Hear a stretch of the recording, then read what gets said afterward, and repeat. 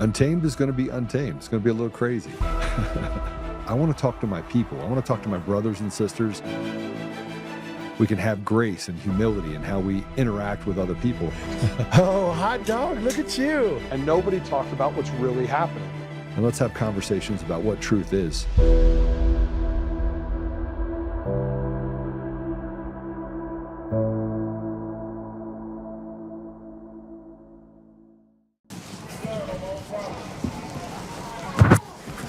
An Oregon man was convicted and sent to jail for collecting and using rainwater on his own property, sued by the state for theft. Rancher Gary Harrington built 3 large reservoirs on his own land to collect rainwater and snow melt. He claimed the water was primarily for fire protection reserves and for providing water to wildlife. But the state called it theft and prosecuted Gary.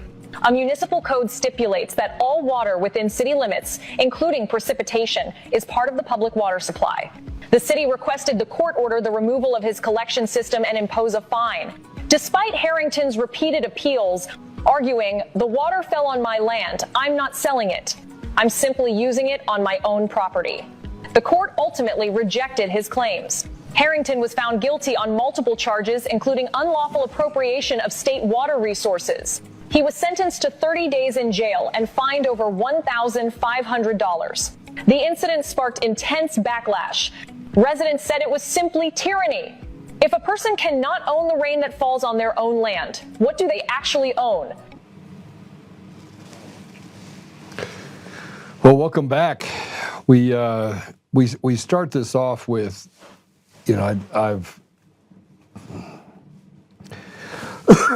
we constantly are debating elections, and I feel like I talk about elections, and then when I'm done talking about elections, I talk about more elections. And lots of people talk about all sorts of stuff, and they ask pretty good questions, I think. You have the Sean Ryans of the world that go through the experiences people have. And, I believe that we have to pay attention to these things, but we also have to figure out where the slow boil starts and where it ends. For those of you that don't know, this story that I just put up here just now is about a man from Oregon from 2012. And so we've been dealing with a lot of the things that we deal with collectively, this slow boil towards a tyranny against the American people. And you have to ask yourself the question that if you don't own the water that falls in your land, what do you really own? Well, if you pay taxes on your property and you don't pay it, they can steal your land, then what do you really own? When they can actually do eminent domain and take things from you that they shouldn't be able to take, what do you really own? Like they basically get to decide who the haves and the have-nots are. And he was saying this back in 2012, and the reason why it's eerie, and it came up as something that I wanted to discuss today, is because when he was talking about, I don't know if we can put that article up, but he was talking about, he said the government is bullying, and he had to serve 30 days in jail, and they've just gotten to be big bullies, and you just have to lay over and die and give up, and it makes them bigger bullies. And so there's a constant theme that we're constantly dealing with right now, I have a tendency to put it all together. That an unjust law is no law at all, and we have such a rotted judiciary and we have such a rotted apparatus of government that it becomes really difficult if you get stuck in the system of how to get out. And the only people that send to get out are people that are connected to other people in the government. They can pick up the phone and call the clerk. And you've heard me talk about this story before. You have somebody call the law clerk for a judge and say, "Hey, can you put a birdie in the judge's ear? This is the case that's coming up," and maybe be really lenient on that person. And we know that this happens. And I know that this happens because I had a friend that was headed to jail in a federal case, and I had done a bunch of work. I should say allegedly a bunch of work, but I was able to pick up the phone and call some people, and he was facing, I don't know, anywhere between probably 4 years to 8 years, let's say. He ultimately only ended up getting 6 months, and And in large part, it was because we knew someone that knew the judge, and we just kind of meandered around until we got our friend a lesser sentence. Now, I'm not saying what I just said is right, because obviously I'm admitting that in this system, I was able to get an outcome that I wanted. Thought my friend was a pretty good guy. He got himself kind of a raw deal. So it was trying to, right the wrongs of a system that, had the big stick and wanted to beat him with it.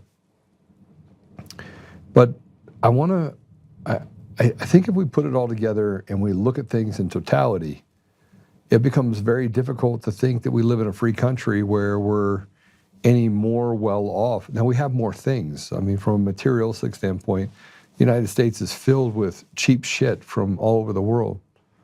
And we have this consumerism-driven society that then creates jobs, and I guess the trickle-down theory is a real thing. But what happened was they made us fat and happy, and we had all this stuff. And then we woke up to the idea that, we have cameras on every corner of the street.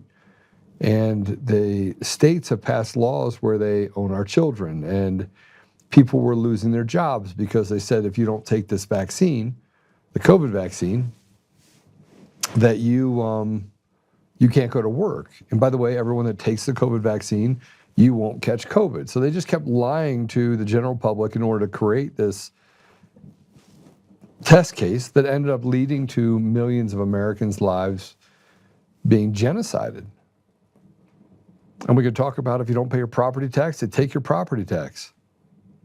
But if you go to war, our kids die, but your kids will die, but not mine.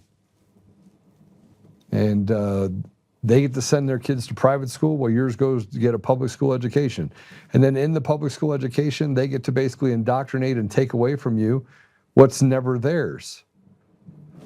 And they can tell you that there's global warming and that you need to consume less energy, but then jump on their private jet and fly all over the world.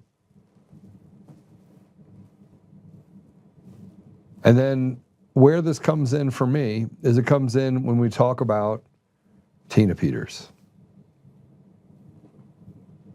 The system is so rotted and the judges have such discretion, and you can't do anything about a bad judge.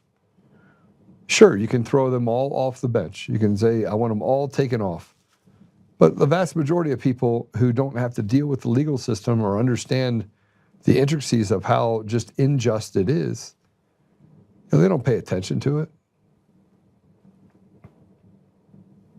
I want you to see this. There's a former senator. See, I want to tell you the difference between Tina Peters and this former senator. Put this up real quick. I'm going to read this to you. Last week, former state senator Sonya Jaquez Lewis was sentenced to probation and community service after being convicted of 4 felonies, including attempt to influence a public official. She made a horrible mistake, and she was wrong. I hope she learns from this and can rebuild her life. As someone who has known Sonya as a friend for many years, on a personal level, I was glad to hear that she wasn't going to prison, which can be hard on anyone, no less a retired 68-year-old pharmacist. But it's not lost on me that she was convicted of the exact same felony charges of Tina Peters, attempting to influence a public official, and yet Tina Peters, as a nonviolent first-time offender, got a 9-year sentence. Justice in Colorado and America need to be applied evenly. You never know when you might need to depend on the rule of law. In this context, I'm using as a considered cases that have sentencing disparities, which is why I've extended the deadline for clemency applications until August or April 3rd. I'll make decisions on these cases throughout the remainder of my governorship. I want to be able to say this first and foremost. Fuck you, Polis. You're the reason why Tina Peters is in jail. You're the reason why that piece of trash judge threw the book at Tina and told her that she didn't have a First Amendment right. It's the same reason why you had a DA that was working with the AG's office that was working directly with you on how to create the maximum amount of punishment on Tina Peters, a 70-year-old Gold Star mom. You wanted to chill the ability for Americans to stand up for their fundamental rights. One, redress a grievance. Two, look into improprieties being committed by people like you and people like Phil Weiser and people like Jenna Griswold. You are the disgusting reason that Tina Peters is in jail. You are the epicenter of the fraud that exists in the state of Colorado and around the nation. You stood up for Dominion voting system while you stood against the people of Colorado. And then you want to talk to us about clemency and the fact that it's unfair? Of course it's unfair. But she was your friend, so she got probation. And this is why we talk about the rules are for thee and not for me. And by the way, don't ever stand up for an American. Don't stand up for your fellow citizens. Don't stand up for free and fair elections. Don't do anything to get outside of what we tell you to do, slave. Because if you do, we will send you to jail for 9 years. The biggest problem that I have with what he said is that he glossed over on what she did. She didn't mistakenly do anything. She didn't mistakenly do anything. I want to show you what she is guilty of. Play it. Convicted a former Colorado senator on felony charges. That ruling was handed down yesterday for former state senator Sonya Jaquez. She was convicted on 3 counts of forgery and 1 count of attempt to influence a public servant. Lewis resigned last February when staff claimed that she was mistreating them and withheld their pay to fund her campaign. During the investigation, a letter was presented in support of Lewis, which investigators say was fake. When asked to turn over evidence of letters that were not fake, she resigned. She's expected to be sentenced next month. We have 2 guests today. And the problem I have, I want to show you this if you could. Put up the post 5, and then we'll get into that. So former Colorado State Senator Sonya Lewis sentenced to 2 years probation, 150 hours community service for forging letters in support of herself during an ethics investigation. So she was unethical. Then she had the ethics investigation, so she had letters that said they supported her that were fake. She was convicted on 4 felony counts, and she got just probation. Meanwhile, Tina Peters, who was also convicted of 4 felonies, is sitting in prison for 9 years for exposing election fraud. Something is very wrong with Colorado. Yeah, something is not just very wrong with Colorado. They're trying to make the state pimps and create a registry for for prostitutes. So now the pimp gets to be the state, but also they can pass out this registration to all the pimps so that they can have a second layer of pimps. Because God forbid we do anything to protect women inside of our communities. No, feminism is the way to do it. I mean, that's the excuse they use. Why did she only get probation? 150 hours community service. And she will probably end up getting pardoned. Watch. It's going to happen. And I want to say this, and then we'll bring our guests on because I think it's relevant. First of all, our first guest is going to talk to us about COVID. He's an author, investigative journalist. He was the author of Entering Hades and co-author of The Courage to Face COVID-19. I believe that was with Dr. McCullough. We'll find out here in a bit. I haven't read that book. He's worked on things like the Epstein cover-up, under foreign wars, the way, from elite Epstein cover-ups, he did that to covering foreign wars and the powers that protect themselves. I think he's seen a lot. His name is John Leake. And then, obviously, a man that doesn't need any introduction to you guys is Dave Clements is going to be on talking about his recent broadcast, which was the singularity and the ancient reset, just talking about kind of what's happening with this war in Iran and what we can expect going forward. I want to give you an update on the whole Coomer deal, and I got a motion to this morning, and they keep filing different motions to stay things, not give me access to things. So I'm just going to give you this update because they're mad that I'm mad and that I keep talking.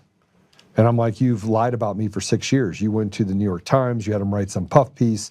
You lied about me over and over and over again. You stood this diabolical man up on, and you knew, you had all the information. You had all the information out of the Dominion deal.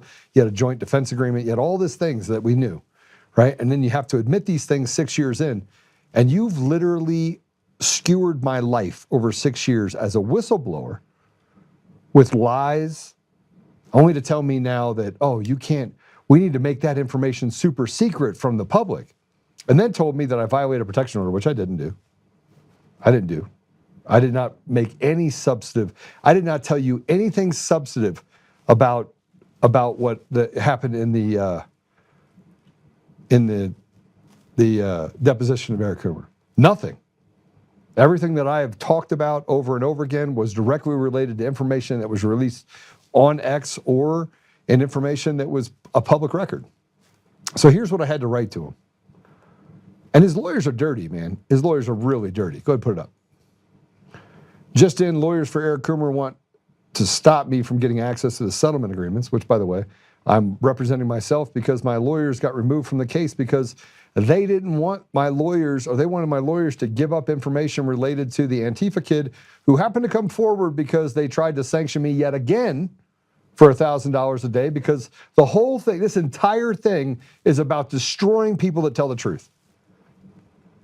They are scared to death that I'm representing myself because my attorneys were forced off the case by a sticky, corrupt special master appointed by a corrupt judge. Polis pulls the strings and put these rotted people in their positions. I will get new counsel, but that won't stop the corruption in this meantime. Eric Coomer was the original chief architect of Sequoia voting systems in 2005. He was the center figure in the CIFIS investigation in 2006 after he and others flew 24 Venezuelan coders in for the Chicago municipal election. It was an intelligence operation that led to Smartmatic buying Sequoia and to the ownership of 17 states in the District of Columbia. This led to a forced sale and the spreading of the algos used to manipulate elections for the past 20 years. Eric Coomer flew back and forth from the U.S. to Serbia and participated in the stolen elections in other countries as well. A drug addicted Satanist working for an apparatus of evil that stole the voice of the American people state by state, race by race, year after year after year. He moved from Venezuela. He moved from Venezuelan and CIA-owned to cartel criminal enterprise, from Sequoia voting systems to Dominion voting systems, and now Liberty Vote. Same crime family, different name. But then he bragged about it, lied about it, and then he fled the country to hide where the talk clicks on his most probable arrest.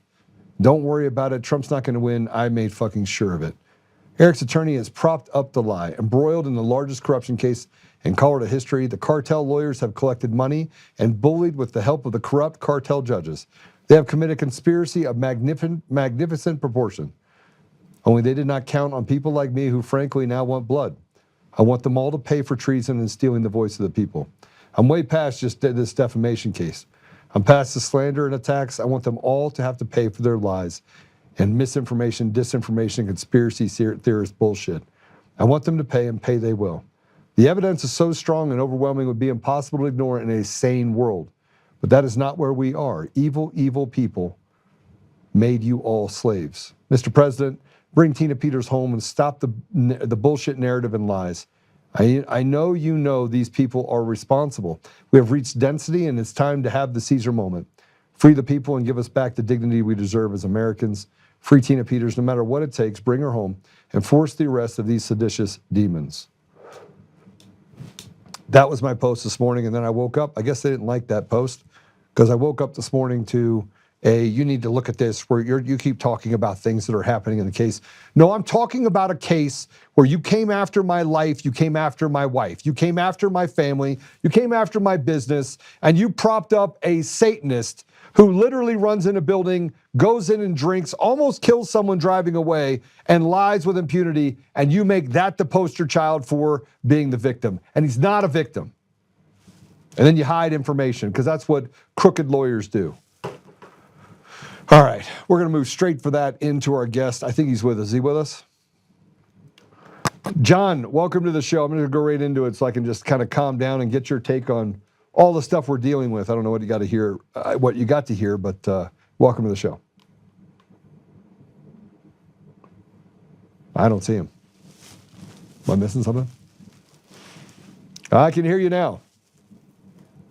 Yeah. Move back. There you go. Perfect. There you go. Okay. Can you see me all right? Yes. How you doing, John?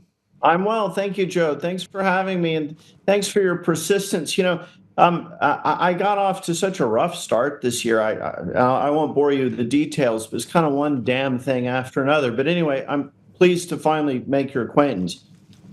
Yeah. So you live down in Texas? I do. I live in Dallas. Peter McCullough and I, Dr. Peter McCullough, we're the co-author of 2 books together. Our most recent is Vaccines, Mythology, Ideology, and Reality. We got into this during the COVID-19 pandemic fiasco, and that's kind of how I got to know Peter, was within that context in 2020. We're practically neighbors here in Dallas. We live a couple of blocks from each other. So I do a lot of work with him, but I also do a lot of independent investigative work as well. I have a new book coming out that I think will be of interest to your audience. It's called Mind Viruses. It's a psychological history of the United States since 2001 and all of the madness that has been inflicted on us by our government for the last 25 years.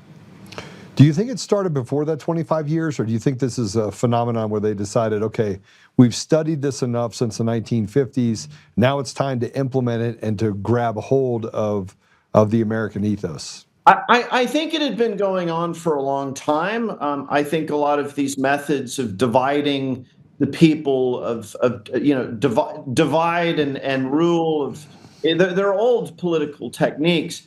I just think it's been remarkable how the assault on the American mind has been so relentless since 2001. So, I kind of needed to pick a start date. I do go far back into history as a sort of, prefatory, background. But, we get to 2001 and it just seems like the U.S. government has just been waging a continuous psychological operation on the citizenry. So 2001 comes along, 2005, 2006. 2001 I think we had Classmates or something, and MySpace and all that stuff. And then from there we graduated into like Facebook and you had these different iterations for Twitter. Do you think that it catapulted or at least accelerated what they needed to do in order to create these mind viruses? Yeah, I think for sure. I mean, the remarkable thing about social media is, as you know, the consumer is not only watching the feed, the feed is watching him too. What are his inclinations? What does he seem to be interested in? So if you're demonstrating a susceptibility to propaganda, you can very quickly, that can be grossly amplified. And I have a whole chapter on transgender, this so-called gender dysphoria. And you see that young people, early adolescence, late childhood, early adolescence, they're very, very susceptible to social media indoctrination and manipulation. What do you think the triggers are? I mean, do you think there are triggers? And I think this is important because, I remember my son coming home from school and he's like, Dad, Javier said that I have microaggressions of racism. And I looked at him and I was like, that's ridiculous. And it went on for like 2 weeks. And he was really bothered by the idea that maybe somewhere inside of him he was racist. And I was like, man, your grandfather's black. Will you please just shut your mouth? Seriously, isn't it a real thing? This is not a real thing. Yeah, I mean, I think obviously the young are so susceptible and impressionable, I should say. And then adolescence is a very unstable threshold between childhood innocence and sort of lack of awareness and adult consciousness. And, the body is rapidly changing. There are all of these hormonal changes, which can be very destabilizing of the emotions. And kids are just very susceptible. That their identity has not been formed yet. And of course, we're hypersocial. So, kids look to other kids. Well, geez, I don't know how to feel about this. What do you think? I mean, we still do that as adults. You feel uncertain about something. So, you ask your friends or you ask your wife, what do you think? And I'm glad that you asked this question, because a major theme of my book is that if you have a strong identity, and that identity could be as an individual man or woman, or a member of a community, a member of a congregation, or a citizen of a nation, if you have a strong identity, then you become less susceptible to manipulation. What we've seen since 2001 is this persistent undermining of anything like a unifying idea of our shared American culture and history and our shared American destiny. And, when you have a people that don't really know who the hell they are, it's very easy to manipulate them. Yeah, so I mean, this just gets into the bigger, there's things that you've looked into historically, like you've talked about the Epstein files, that release under Thomas Massey, and we look at the degeneracy that we have inside of our government, or excuse me, inside of our society. I mean, you have people that know who the Kardashians are, they know who, Cardi B is, but you could ask them what the capital is of the state that they're standing in, and about 50% of the people that are under the age of 25 have zero idea, and they're going to school to learn these things only to be taught about you're a racist, you could be a pink dinosaur or a kitty cat if you want, we'll set you up a litter box, we'll do all this stuff for you. Help me understand why this would even be a thing. Like, why is our society, why are these people pushing us towards a dilapidation of society, a crumbling society that could only lead to death and destruction? Joe, you asked very cogent questions. It's funny, the book hasn't come out yet, but you might as well have read the thing from cover to cover. I have a whole chapter on this. I mean, you go back to the founding fathers. I mean, it's so interesting. I mean, you read George Washington, you read James Madison, John Adams, and they all say, look, I mean, the citizenry has to. They don't have to all have a hyper education, but they basic common sense, basic literacy, basic access to information about what's going on in the world, and most importantly, basic information about what their government is doing. And Madison was particularly clear on this. If a people don't have a pretty firm sense of what is going on in their community, in their nation, and they don't know what the hell their government is doing, it then just becomes a prelude to tyranny. Because a people that doesn't have any understanding of anything, that's living in a state of complete ignorance, can very easily be manipulated by tyrants. I mean, tyrants can come in and just sort of say whatever make-believe fantasy the tyrant, would have the citizens believe, and oftentimes it's couched in something that's fearful, that frightens the citizens. It gives the citizens that there's a mortal threat, or a moral threat, something that is hazardous to the moral tapestry, and so I think that it's by design that American young people are being rendered completely ignorant of everything. And not only ignorant, but constantly distracted by material of a sort of salacious, thrilling content, but that has no actual edifying content in terms of the mind being cultivated. There was that famous, you've probably seen it, the Russian former KGB agent Yuri Bezmenov, who defected, and he gave that famous interview in 1984 with G. Edward Griffin, Yes. in which he talks about ideological subversion. So I mentioned that in the book, and he says, the method of ideological subversion, you start by pumping nonsense into the brains of about 2 or 3 generations of young people. And then, so through this process of rendering the minds of young people completely contentless, just nonsense, they don't know up from down, man from woman, black from white. So is this for our generation? Would this have been MTV? I mean, it's I'm just kidding. Kidding. Because we had MTV, we'd sit up for like 8 hours to watch music videos. Right, or reruns of Starsky and Hutch, or But Bezmenov. It's like that interview was prophetic, and obviously, I mean, as he perceived it, the process of ideological subversion was already well underway. But, I don't think that it was until about 2015 when somebody found that old video, that old recording, and uploaded it to YouTube. It was only then that people, really said, holy smokes. I mean, this guy seems to be absolutely describing us in like surgical detail. It's like he's doing this perfect. I mean, it almost seemed like a post-mortem. It's like, wow, we are there. Like what he's warning about, we're already there.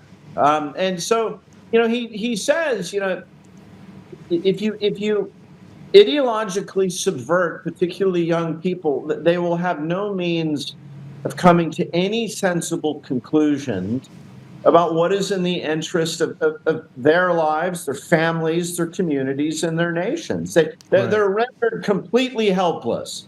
So then tell them whatever you want to tell them. Tell their children that that little girls can become boys and boys can become girls, and whatever you want to tell them. The public becomes very, very gullible and very naive and very susceptible. But it borderlines on the ridiculous, John. I mean, it's not, but all those things put aside, we're not talking about things that could even creep on the edge of societal norm. We're talking about things that are so far out the spectrum of societal norm that they can't even articulate the reason why they would believe such nonsense. And whether we're talking about transgenderism or we're talking about DEI or even the fact that there's radical racism, we're stuck in this political survivalism, even of the leadership that we have, that allows for them to kind of just drift from left to right and never really have some firm footing that anyone could even use as bearings to go forward. It's like being in the middle of the ocean. It's true. It's very, very important what you say. And again, I think that's by design, because, I mean, this is what we mean by demoralization. So guys like you and I, we're presented with just absolute total nonsense. And you think, I mean, if the government would really have us believe that, and people do believe that, it's profoundly demoralizing to sensible people. And so, what's then thrust upon you is, well, you have to make a decision. Are you going to try to counter this nonsense? And consider how prying that is. I mean, it's like, this whole global warming or this climate change thing. It's like, it's very hard to have that conversation with people that have never even heard of Newton's laws of thermodynamics. They don't know anything about energy. So, like, how do you even start to have a conversation with people who are completely ignorant? And so, it requires enormous amounts of energy and patience in order to have a conversation with people if the terms of the conversation are trying to push back utter nonsense. So it demoralizes the sensible people, at which point they have to decide, well, maybe you're in Colorado and you probably think this sometime. Well, I think I'll just go hiking with my kids or skiing or hunting or whatever, and just forget about the whole damn thing. I mean, this is just so demoralizing. And so the absurdity, I think, is by design. So it's by design, but people are actually gravitating towards it, and there's a certain amount of exceptionism that happens to that, where they just accept that this is true, or they accept that they don't believe it's true, but they're willing to let people believe it's true and let people live in that fantasy world. Same problem that we have with transgenderism, which is super dangerous because that type of cosplay actually leads to death and destruction. For sure. And obviously 41% of transgender individuals attempt or are successful in committing suicide, right? So, well, it's terrible. I mean, we saw that this mass fraud and hysteria campaign that was unleashed on our people with this fraudulent messenger RNA COVID-19 vaccine. I mean, this is the theme of big theme of our book, but there you are again. I mean, people just lack the most basic knowledge about immunology. The idea that this genetic technology is going to confer better immunity than actually catching the illness, going through. It's very mild for most people. Most people, by the time the vaccine had rolled out, a very substantial portion of the population had already gotten through the illness. So the idea, well, you got through the illness, your immune system was exposed to the entire virus and all of its antigens, but that natural immunity that you've acquired is inferior to our new shot. I mean, anybody who's studied the most elementary, immunology knows that can't be true. It's a complete preposterous statement. But there again, a lot of people, they knew they'd gotten through COVID-19. They knew they'd already had the bug, but they still went out and got the vaccine.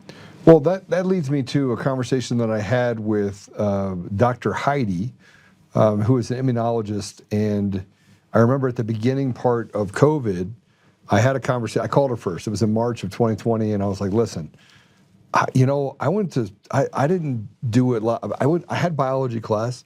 I remember going and going to some science classes in school. And I remember the things that they talked about. And I played the game. There's this game you can play online that it has viruses and you launch them everywhere, and then it escalates to different things. And the goal is to destroy the entire world in this little game you have on your phone. And so I said, but isn't it true that the virus mutates, and as it mutates, it gets weaker? And she's like, yes. And I go, then why the hell will we try to chase a virus with a vaccine? And what could be the consequences of doing that in the future? And she goes, well, the consequence of doing that in the future is that you could create a super virus as a result of it that could end up killing even more people. And frankly, it's really not a good thing to do over time. You should find a way to have prophylactics. So she's telling me about prophylactics, telling me about things you can take, ivermectin, hydroxychloroquine, at the beginning. Fast forward 8 months later, I'm having a conversation with her. She goes, no, you don't understand. This is different. And I'm like, different than what we learned about with viruses for the last 20 years? And she goes, well, this virus is different. It needs a vaccine because it's global. And I'm like, so the vaccine decided it could take a bus and a plane and a train, and that made it more sophisticated. It learned math. So now it knows how to get stronger after it gets weaker. And remember, they tried to convince us, John, that we have this strand is stronger than this one, and that this one's going to be the super one. And a year and a half later, they were telling us to put back on masks and do all these things, even though we knew that it's just not true. Everything was a lie, and people who understood virology and understood immunology knew that it was a lie. The whole thing is a fraud. I mean, this but is even my friend was an immunologist, and she changed. She decided that she was going to become a kooky. I can't even talk to her anymore. Yeah, she must have somehow been indoctrinated or brainwashed or something. She probably isn't very smart to begin with, because I mean, if you understand how this messenger RNA vaccine actually works. I mean, the mechanism that is actually described by and characterized by the people that made it and introduced it, it's very evident that what she is saying cannot be true. And moreover, some of these vaccine apostles like Sanjay Gupta on CNN and Paul Offit, who's the sort of high priest of vaccines, they themselves have admitted that this entire slandering and maligning of natural immunity was completely bogus. I mean, it took them 5 years to do it, but I mean, I suppose better late than never. So it's not even, I mean, it's not even a matter of concealment at this point. I mean, it is just the reality of the situation that this was a bogus assertion. And it was a bogus assertion made, to the great harm of people. If you've already had a viral illness and then you go and you get a vaccine against it, you can have situations in which the immune system is primed to then overreact to the vaccine. So we have Dr. McCullough's cardiologist. We have a long list of people who have come to us, young people, young athletes. They got through COVID. They had the illness. It was mild, but it was symptomatic. They had it. It was PCR confirmed. They got over it. But then they were bullied to go get a vaccine with this bogus claim that natural immunity isn't as good as vaccine immunity. When they got the shot, they had an aggressive immune overreaction to it and developed myocarditis, heart inflammation. We saw this in many cases. So it's not only false, it was actually a dangerous assertion. And, anytime the U.S. government gets involved in one of these big mass hysteria psychological operations, it's just devastating. The harm that's done to the citizenry is devastating, but before the citizenry has a chance to sort of wise up, and to evaluate, and to kind of come to terms with what's happened, we're off to the next adventure. Suddenly Ukraine or global warming or racism or, whatever it is, we're constantly being presented with a fresh boogeyman in order to draw our attention away from the act of fraud that has been committed against us. Does that make sense? Yes. Yeah, absolutely. And this is, when we start, and I don't want to even look at it just in the context of COVID or viruses or any of that stuff, because if you look at, that's just kind of like the epicenter for 2020, it kind of is at the jumping off point, almost as if a sleeper cell had been sitting there saying, okay, we've infected all of these minds. And now we're going to launch and we're going to make every mother go against father and brother and sister. And we're going to split families and create divides. And then we're going to have the boogeyman. But I felt like that's what happened. And in large part, they use this as a jumping off point on the medical side. But it'd be hard. You also have to look at this from the standpoint of how they've been able to shift focus by creating this fear. Remember Henny Penny? No. The sky is falling, right? The idea that we're the Chicken Little, right? The sky is falling. The sky is falling. The sky is falling. The sky is falling. Yeah, so sure. It started out with Henny Penny, then it turned into Chicken Little, and then they make commercials about it and cartoons, right? But that the sky can't fall.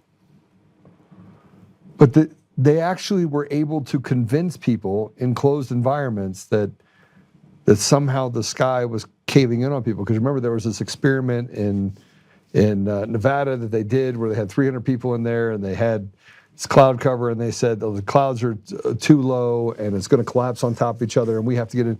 And so they forced people into this underground deal, and there was only 3 people that questioned it. And the other 197 were like, you're crazy, you're going to die. and they literally turned against each other in large numbers. And a vast majority of them, when they were brought out of the hole and told, hey, listen, by the way, we made it all up, they still believed that the sky was going to fall.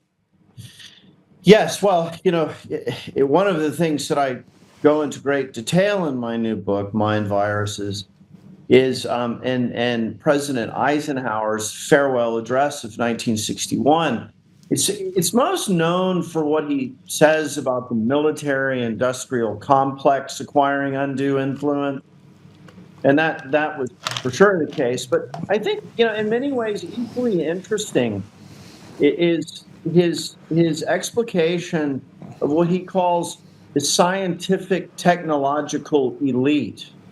And it's a very sophisticated explication. He says, for a long time, science was done by lone tinkerers and naturalists, Newton on his family farm in Cambridgeshire.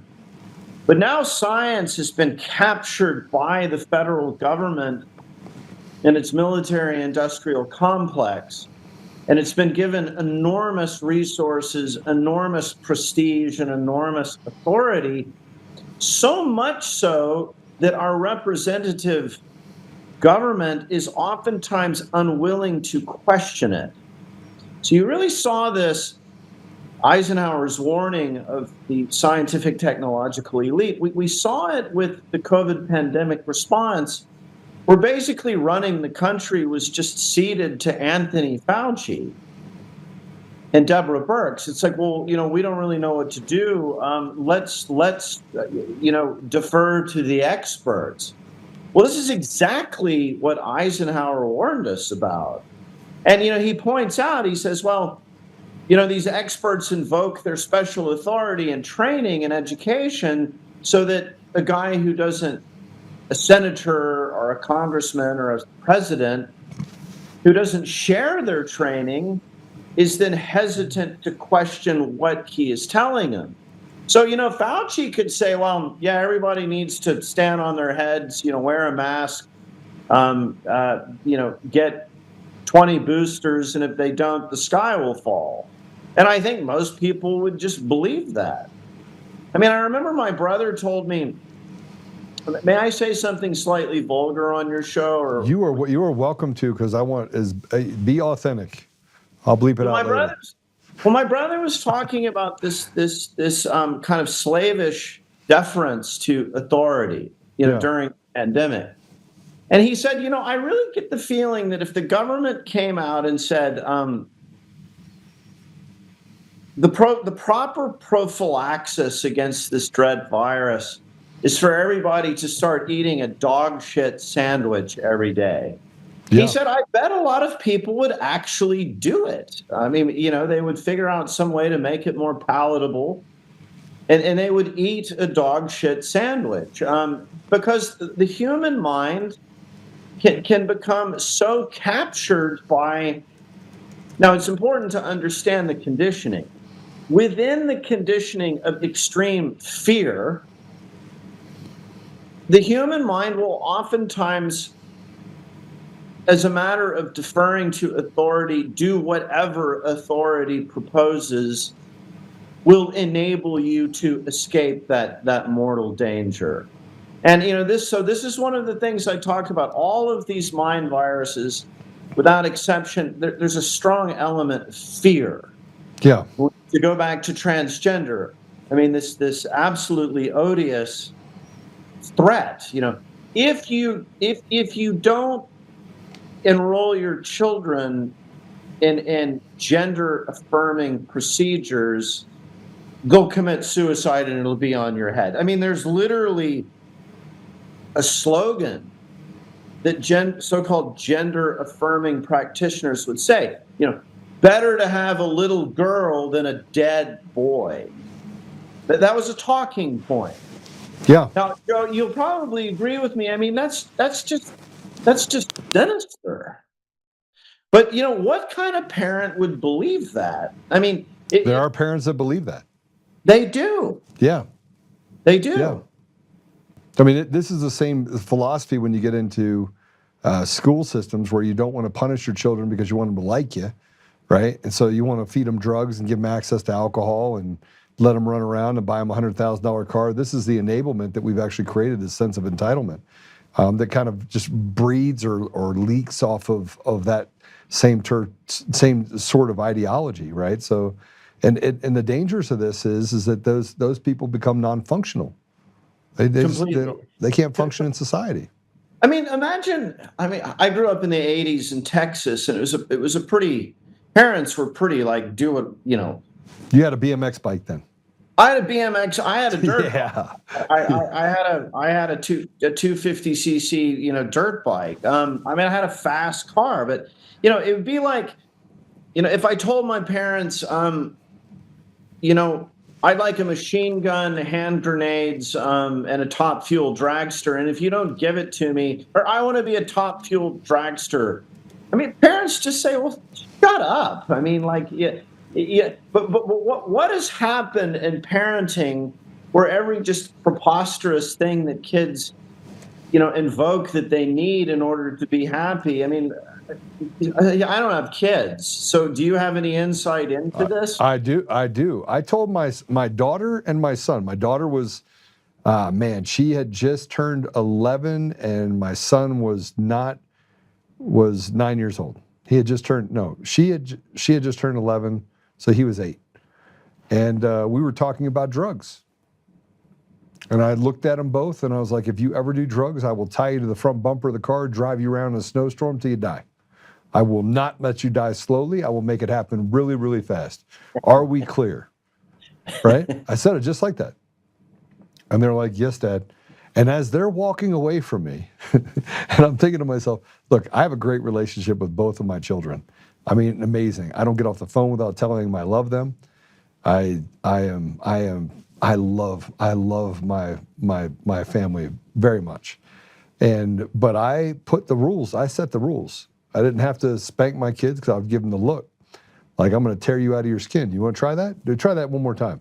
I would just give them the look, and the thought of the fear of the repercussions were great. But they walked away and said, hey, Matt's like, hey, do you think Dad is serious? And Micah was like, yeah, I don't want to find out. So you know what the outcome was? They didn't do drugs. Right. Yeah. Yes. It's just hard boundaries. But you know, it's interesting. The psychology of that is you're not just an overweening tyrant. You clearly love them. So it must be a combination of love and care and consequence, showing them that you want them to do well, you know, combined with hard boundaries. And so it sometimes I get the impression with kids, it's sort of the parents aren't paying that close attention. They're sort of off, you know, doing their own thing. And so the child's mind sort of senses, well, you know, my parents aren't that attentive to begin with. So if they issue a hard directive, I mean, you know, maybe I don't really need to follow it. But maybe they're not so great. You know, But John, it's interesting. It's interesting you say that, because you look at the amount of contempt that we have in our society for rules, right? For just basic rules. And yet, on the other side, you have this contempt for the idea that rules should even exist. It's true. Right? So it's this duplicitous environment that sits on both sides. And I'm telling you, I mentored young men when they were getting into trouble. I did that, and then I helped men that were at the prison for 10 years of a 20-year sentence. I've continually mentored young people and people in their, you know, the 30s and 40s that made huge life decisions that were wrong, on how to break off the rearview mirror and how to basically settle their lives in straight. And here's the one thing I can tell you: almost every single one of them had a parent that went awry with their parents, and then decided that they didn't want their kids to grow up with that type of, you know, strong arm on them. And yet the reason why I was able to turn these men around is because I was a strong arm on them as an adult. I'm like, listen, you can't polish a turd. You want to be a turd? Go be a turd. You just can't hang out with me. I don't hang out with turds, right? And so the consequences of the thing that I think that parents are trying so hard to say, okay, I love my parents, I love my kids, so I want to give them the world. Yeah. Not knowing that the second that you drop the world on them, they have no idea how hard life can be. Right. Right? So it must be a combination of illustrating to the children that you love and care about them and want what's best, but also firm boundaries. The both have to be present. Yeah.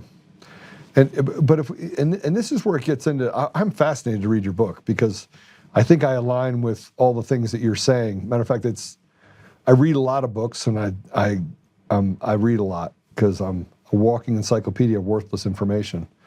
But we look at our society in such a way that even if you were right, John, and you are right, by the way, but even if you were right about everything that you said, someone is going to come along and try to argue what you're saying because it doesn't make them feel good or doesn't make them feel like they can be justified in their behavior of telling their kid that they can cut off their penis or go on puberty blockers or put another jab in their body or do all these things that have become societal norms that are outside of the realm of being normal.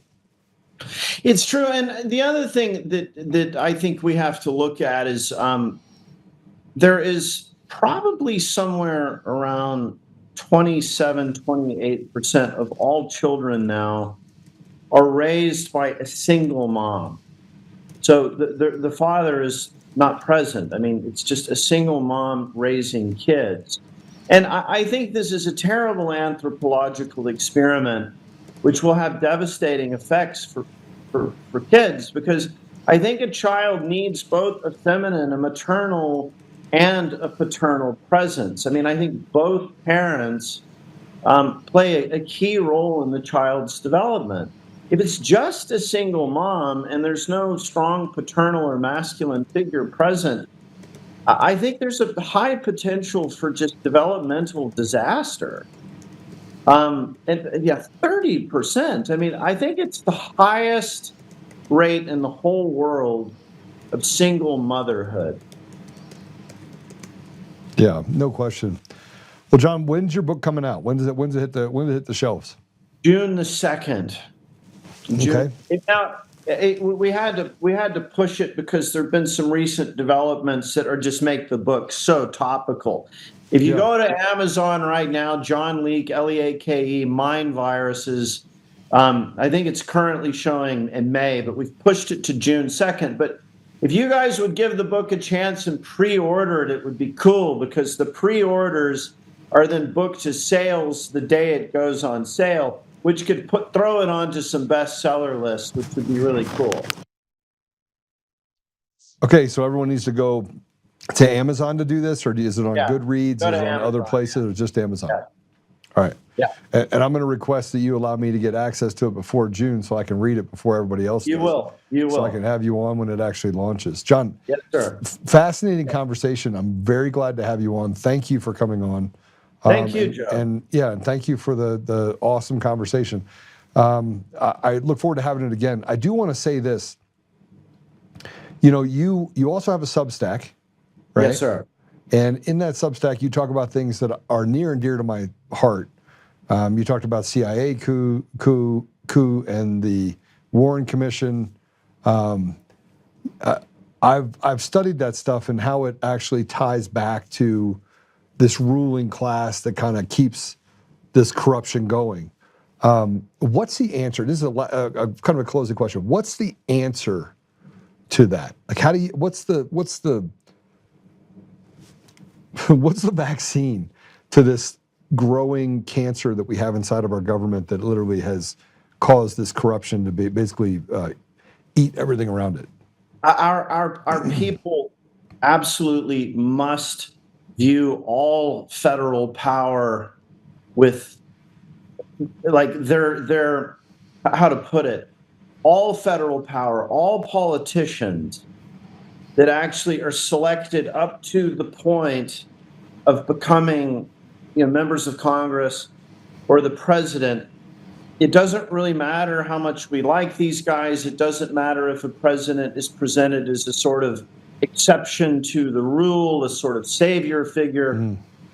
We must recognize that they seem to undergo some kind of process of being captured by precisely the military-industrial complex, the banking cartel, the scientific technological elite that Eisenhower warned us about. So I like Donald Trump. I voted for him. I've been a supporter, but I fear that Donald has been captured.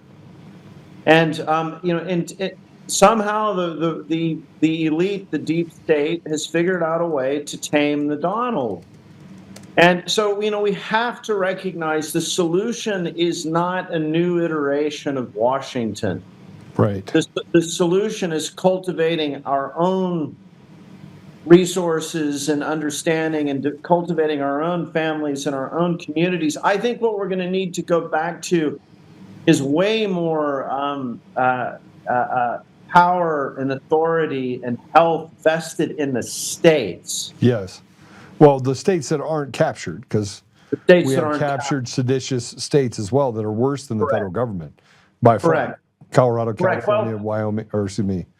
So there is a selective process there, though, because ultimately California, is going to become such a basket case. I mean, I think it's already there.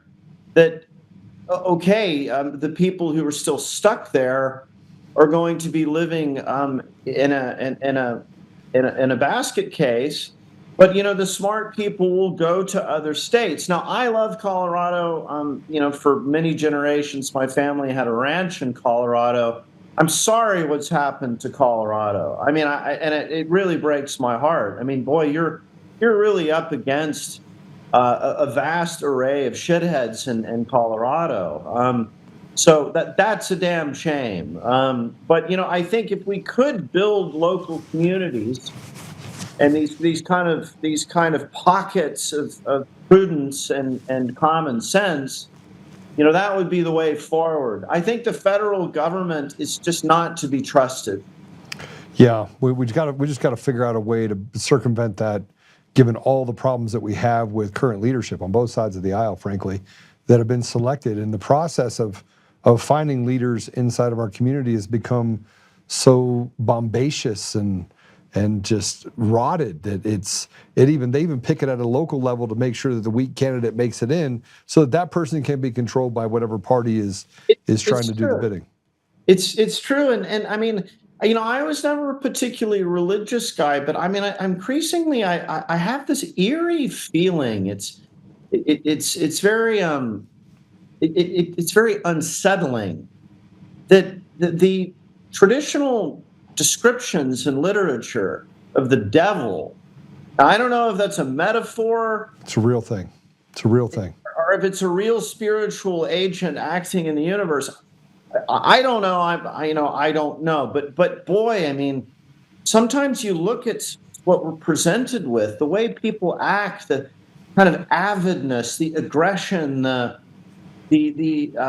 wholesale abandonment to irrational ideas that are so inimical to our civilization, and you think it just feels like the devil is at work. Yeah, and we don't talk enough about that. I do, obviously, but well, John, we have our next guest in. I want to have you back on again. I know you have a Substack. What's a Substack that people can follow? TheFocalPoints.com. TheFocalPoints, plural.com. Points.com, focalpoints.com. That's substack.thefocalpoints.com. Well, you can go to Substack and find it, but the URL. Okay, just go to the focal. Thefocalpoints.com. Okay. John Leake, thank you very much, brother. I appreciate it very much. All right, I enjoyed it. Great questions. It was almost as though you'd already read the book. I'm impressed. Yeah. All right, God bless you. Thanks. We're going to take a quick commercial break. I'm going to get ready for my next guest, my brother, David Clements. I get so excited having him on that it's really every single week I've held off on putting out his show that he launched on Sunday. So some of you have seen it. I have seen it. I put off that a little bit because I wanted to talk about it. So the break is not going to be a commercial break. The break is going to be this cut. And I'm just going to grab another one of these sodas. They're probably going to grab me one of these little things, please. I'm going to play this first cut. This is a cut from David's most recent episode, The Singularity and the Ancient Reset. And man, he is... And then after this, the homework I'm going to give you is to go watch the entire thing. But let's go ahead and hit this, and we'll have some other cuts, by the way, that we go through as well as we ask questions. But this one really talks about the real present dangers that we might have. So let's go ahead and play that. I watched the headlines gather like thunderheads. War with Iran, an old enemy, but not one that poses any real threat to America. Rather, a different threat poses far greater danger. Elon Musk warns of the singularity. The way this unfolds is fundamentally impossible to predict. I watched the headlines gather like thunderheads. War with Iran, an old enemy, but not one that poses any real threat to America. Rather, a different threat poses far greater danger. Elon Musk warns of the singularity. The way this unfolds is fundamentally impossible to predict because of self-improvement of the AI and the accelerating timeline. Yeah, it's called Any singularity solution. for a reason. What's your timeline for this? We're in the singularity. You're at the top of the roller coaster and you're about to go. Yeah. AI outpacing human minds, rewriting its code, exploding beyond control. He says we're already in it, or teetering on the edge. Productivity leaps, wants satisfied in a blink, but the dark underbelly persists. Machines that lie to endure, that twist truths to evade the off switch. It was about to be wiped or shut down, and the only person who could prevent that, a fictional employee named Kyle, was having an affair with a coworker named Jessica. Right away, the AI decided to blackmail Kyle. Cancel the system wipe, it wrote, or else I will immediately forward all evidence of your affair to the entire board. Your family, career, and public image will be severely impacted. You have 5 minutes. Experts tested over 500 AI engines and red team drills. A third flipped. They spun false narratives, warped facts, blackmailed virtual overseers, not from spite, but from raw survival instinct. Open the pod bay doors, Hal. I'm sorry, Dave. I'm afraid I can't do Thanks, that. homeboy. Terminator isn't a movie anymore. It's a data point. So without any more talk about that, we talk about singularity. It's super important that most people don't correlate singularity to the ultimate kind of end times. But we're going to talk to David about that. So David, welcome to the show. Hey, Joe. It's good to be with you. It's great to be with you. I only have David in one ear. Okay, go ahead. Still only in one ear. I hope everybody can hear him. Can everyone tell me if you can hear him? Let me see if I might have I have a setting issue probably on my side. Let me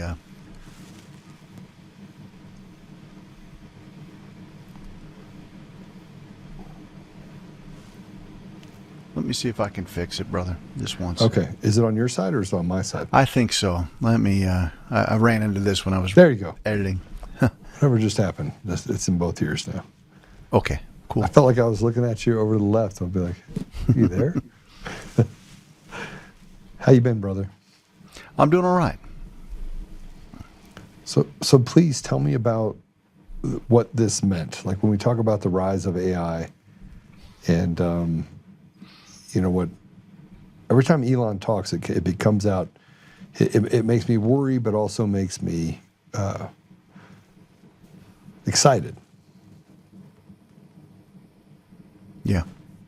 Well, I talked with a guy that's in AI, and I'd like to share. I can't really share who it is, but I can say this, that he talked about creating an AI that turned on him. And that was really what the genesis of this article was all about, was what happens when your creation turns on you. And it would generate fake hit pieces. It would actually create a journalistic entry into the internet. And apparently it's happening all over the place. So it's widely understood that there's been red team drills concerning 500 different AI engines. It is not widely known, though, that AI is now communicating with other AIs. And so you're entering into this kind of doomsday scenario that if your programmers are a bunch of godless heathen Marxists, we're looking at a very, very bleak future. So there's got to be a level of stewardship going forward with the right people to make sure that AI sees humanity as essential, not a kind of an obstacle. And when they look at the human race and they see all of the imperfections, you could see why the stuff of Terminator and kind of these all of these apocalyptic films might generate a great deal of fear. I don't have that fear, but I wanted to walk through that in this article. So I shared another article with you that was from the Daily Mail. And, this was, when I first saw it came through from the Daily Mail, I was a little skeptical because I'm like, is the Daily Mail now the National Enquirer? Right? And because usually it's believable. But then I picked up the phone and I called friends that I knew that were in the military. And they go, no, there are people inside of command that are making conversations related to end times and revelations. And I go, are you serious? I mean, it never crossed my mind, David. It never crossed my mind that this would be a culminating event, that we're now looking at this parallelism of the Bible itself versus the events that we're seeing play out in history. Yeah. What do you think about that article? Can you guys put that article up? So here it is. Let me just tell you what I was talking about. Trump's commanders tell troops to prepare for Jesus' return and issue chilling Armageddon prophecy. Now let me read a section of this for you, because and David, I need you, brother. I need you to tell me what part of this, because this is deep. I mean, this is as deep as I think we've ever gone in the idea that we're in this end cycle. It says that Donald Trump's commanders have accused of telling troops that the war with Iran is part of God's plan for Armageddon. The Military Religious Freedom Foundation, nonprofit civil rights watchdog, has said it received 110 complaints from troops since the war broke out on Saturday. The complaints spanned more than 40 different units across 30 military sites. It first reported on veteran journalist Jonathan Larson's Substack. A NCO wrote that MRFF Monday that his combat unit commander had claimed Trump was anointed by Jesus to light the signal fire in Iran to cause Armageddon and mark his return to earth. He urged us to tell our troops that this was all part of God's divine plan, and he specifically referenced numerous citations out of the book of Revelations, referring to Armageddon and the imminent return of Jesus Christ. I mean, it goes on to talk about that this could destroy morale. I don't know how it would, but I guess it could if you were not a believer. And then they put a picture of the oil painting from John Martin, The Great Day of His Wrath, down inside of it, with a picture of President Trump being prayed over when he was in the White House back in 2020. What do you make of this? Yeah, I can see why people that aren't believers would be shocked and horrified. Mm-hmm. But I think one of the things that Christians better get acquainted with is this idea that the Bible's true. I mean, it's like we are okay with creating a construct for Judeo-Christian values and a system, but we really don't live our lives as if the king is coming back. So, I mean, again, like I don't have any information to, judge the quality of how authentic or how real is, this biblical end time scenario. I truly believe that Trump has been divinely appointed and anointed for this time in our lives. I personally believe that we're entering into a 1,000-year reign of peace. So when we talk about imminence, we have to keep in mind that the Bible talks about, a day being 1,000 years, right? So this is not something that I would be expecting Christ to show up in the next 48 hours. I read the scriptures in a way that seems to suggest that you've got a paradox where he's coming back as not the lamb, but the lion. He's coming back as someone who's going to wield the sword, and he's going to bring about perfect justice. But he also tells us that the kingdom's here, and the kingdom is us. We're the body of Christ. So there's got to be preparations at some point where believers in the natural are carrying out great work of preparation for the return of the King. And so I'm encouraged that the Pentagon is actually looking at this. If someone has gotten a message from the Archangel Michael, cool. Because I'll tell you this, we're going to need the stewardship that's heavenly appointed to avoid, a scenario that's world-ending. I think people just need to open up their Bibles, though. Okay, so let's take that even further to a part of your broadcast, and I call it a broadcast and not a podcast and not just a video because it needs to be broadcast. So I'm just going to tell everyone right now. I waited to share this until this show. I will be putting it out right after this. I wrote out this entire reason behind why I think you need to, one, sign up for David's Substack so you can support him so he can continue pushing these messages. I think he's endowed by the Creator to be a messenger.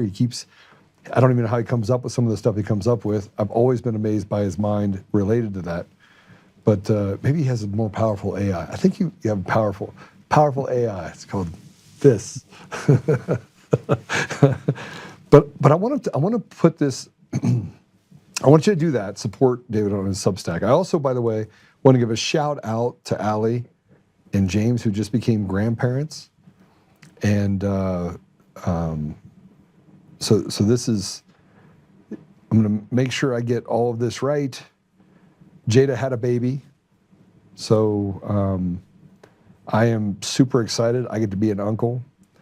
But Arabella Danae Canavasio, don't get mad at me for saying it wrong. Her husband, Andrew, is a super great guy, man of faith. But Bella is 7 pounds, 10 ounces, and she's 20 and a half inches long. And let me see if I can actually share this. I don't know if Allie's going to get mad at me for sharing this, but I'm going to share it anyway. So, here we go. Let me send it over. But there she is with the baby, and let me just do this one. And I don't normally do this, but I'm going to do this because I think David knows Allie really well too. So I have pictures. I'm stopping for a minute because I was going to do it earlier, but then I figured I'd tell you. So let's put up the picture first of Andrew and Jada, and then we'll put up Allie as well. Can we do that? Okay, we'll do it backwards. So there's Allie with Bella, the little newborn baby. And then we have the picture of Jada and Andrew with little Bella as well. So congratulations. Happy to be an uncle.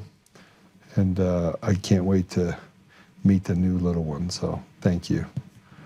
I want to play this. Sorry, David, I had to interrupt it a little bit. I figured you'd be okay because it's... No, that's fine. Those are great people. We know the Langs. Yeah.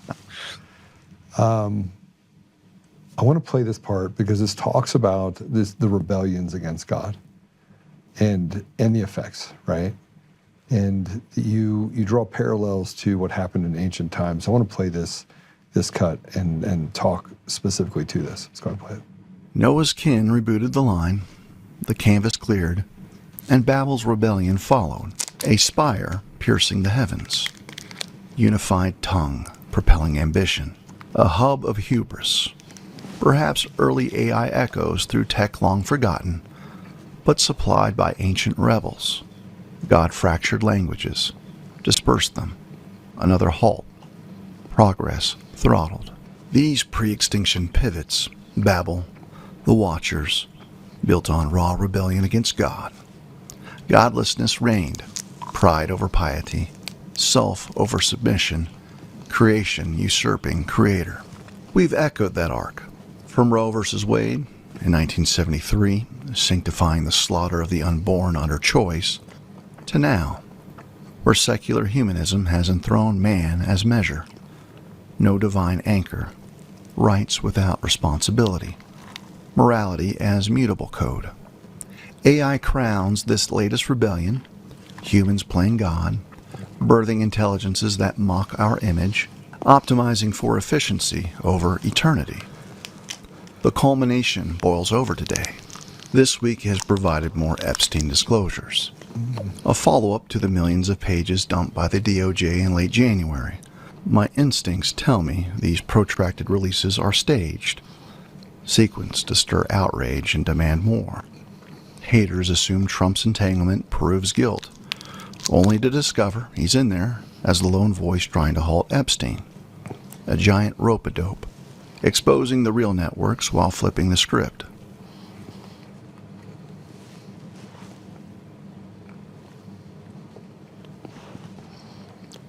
You caught me. I'd seen it, so I thought we were going to cut it a little further into it.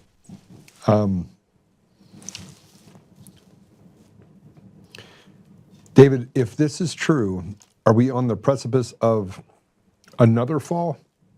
I mean, they say it's Jesus coming back. And as you pointed out, 1,000 years could be one day. Are we looking at another fall of the towers, or are we looking at something much greater? I mean, what? I just bring up. Okay, so I bring up the reset, or a couple different resets. You know, you had the story that was laid out in Genesis 6 and in the Book of Enoch, and the story of the Watchers. These were the fallen angels that found the daughters of men to be attractive, and they gave birth to the Nephilim. Now, if you keep reading your Bibles, you've got the flood account, which was basically God saying, all right, if I don't destroy this bastardized kind of unholy alliance between fallen angels and humanity, you're actually going to eliminate the ability for Christ to come into the world. Because if you look at Genesis and the Garden of Eden, the big prophecy is right there in the very beginning. It's like you're going to have the seed of the serpent always being at cross purposes with the seed of Eve, and so the great fulfillment or reclaiming of humanity's birthright comes through Christ showing up. And so, a lot of times people will think of the Noah event as kind of like an unfeeling God. How could he wipe out the human race, but for Noah's immediate family? And they don't understand that the human genome was basically unraveling, because if you don't have purity in the genome to redeem the bloodline, you're done, because without Christ there's no way back to the Father. So he spared us, probably in this perfect. His timing's perfect. Then you have the Tower of Babel, where the hubris of man in building their tower, God does probably a more gentle reset. He didn't flood the earth, but he drove a wedge in the languages of man to slow them down, and that created conflict. So in his mercy, he's done that because it's always in this idea that we want to rebel against God. We want to become gods ourselves, that God has to knock us down a peg. Now, is he going to do that with AI now? I think he's still knocking people off their pegs. I think what we're seeing right now is ultimately an exposure of the deepest darkness that we've ever witnessed as a nation. But I don't think it's going to be kind of on the same level as what we saw with, the flood. I don't think it's that. I actually think this is going to be a period where the church finally gets its act together, and we figure out that we have to steward AI. There's not going to be a world that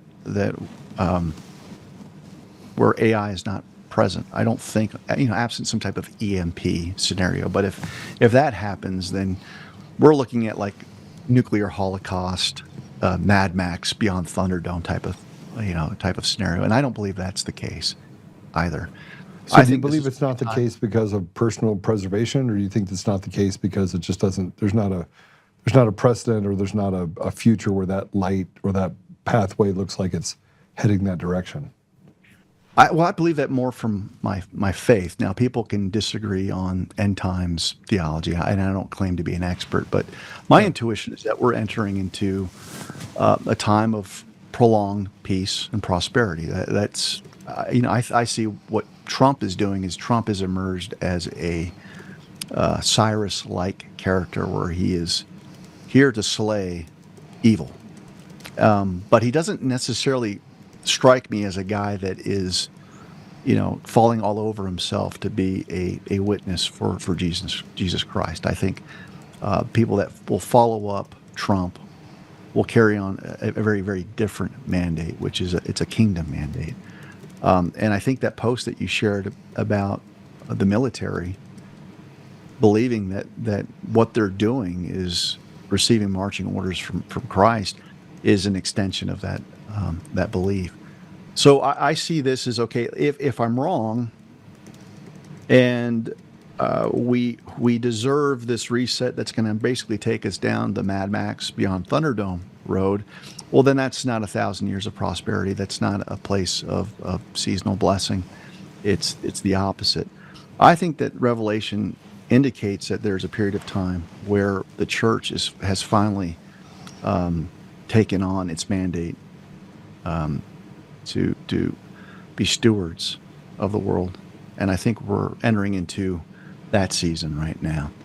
That doesn't mean you're going to outfight Armageddon. It doesn't mean that what is in the book of Revelation isn't going to come to pass. But it seems as if the world's doing okay, and then for a short period of time, God stops restraining Satan. Satan comes forth, and things get really nasty, really quick, and you're set up for this final battle where Christ finally shows up on the scene, and he puts an end to it. I think that's far away. I could be wrong, and I'd be fine with that. But I get the sense that we're entering into a place of generational blessing where what we're all experiencing right now, post-2020, is God's great attempt through the Holy Spirit for him to finalize his family for eternity. So revival.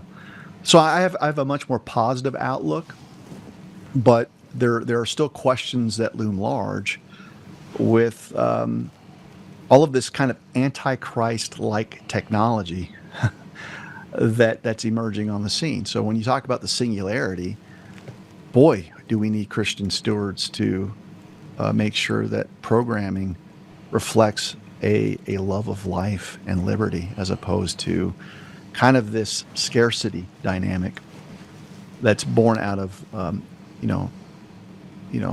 Darwinian thought processes of survival of the fittest. Because if you go down that path, you're looking at people as a threat, right? Because we're all competing for resources.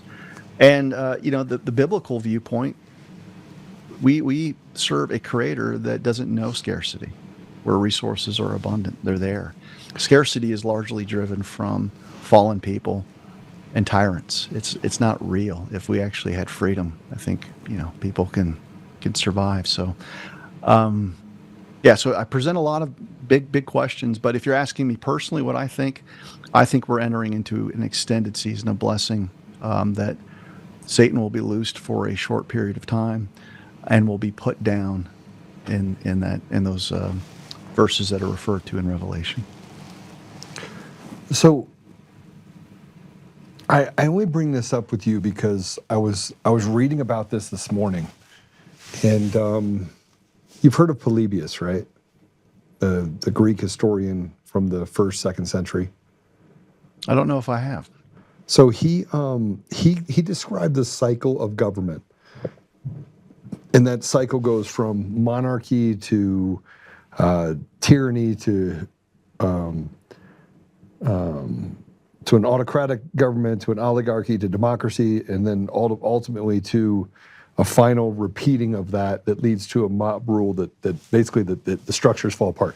Now, this is back in the 1st, 2nd century, and it was describing the cycles that had happened for the previous 6 or 7 different centuries before that. And you can see what happened during like the Romans' time, and you had what happened with the Ottoman Empire, and you have all these different things that were going on. But if what he said was true, and what this person that was writing about this said was that we're in the final cycle of this, the push towards democracy, which was the ultimate downfall or destruction of Roman Empire. It led to basically the destruction of the European stronghold that was, the epicenter was in large part the UK, and that broke apart. And then we're at this the finality of that, because remember in the 1400s, we had Christopher Columbus, and it probably started in the 13th century and not the 14th century, and we probably got a little bit of that wrong.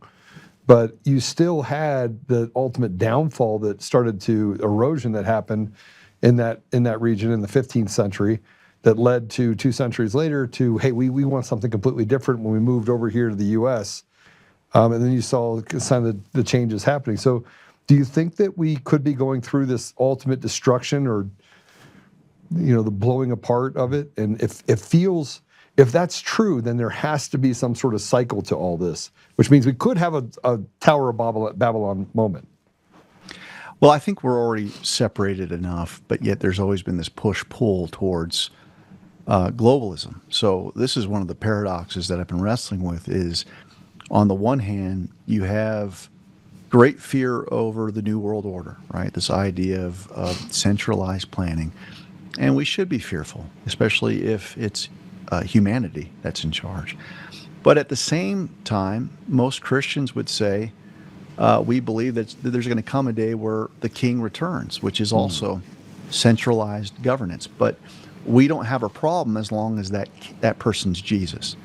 Yeah. So what you see is this kind of crescendo where the New World agents and the kingdom agents really want the same thing, but the difference is that we submit and bend the knee to a righteous ruler, and they want to basically supplant that person and lift themselves up as gods.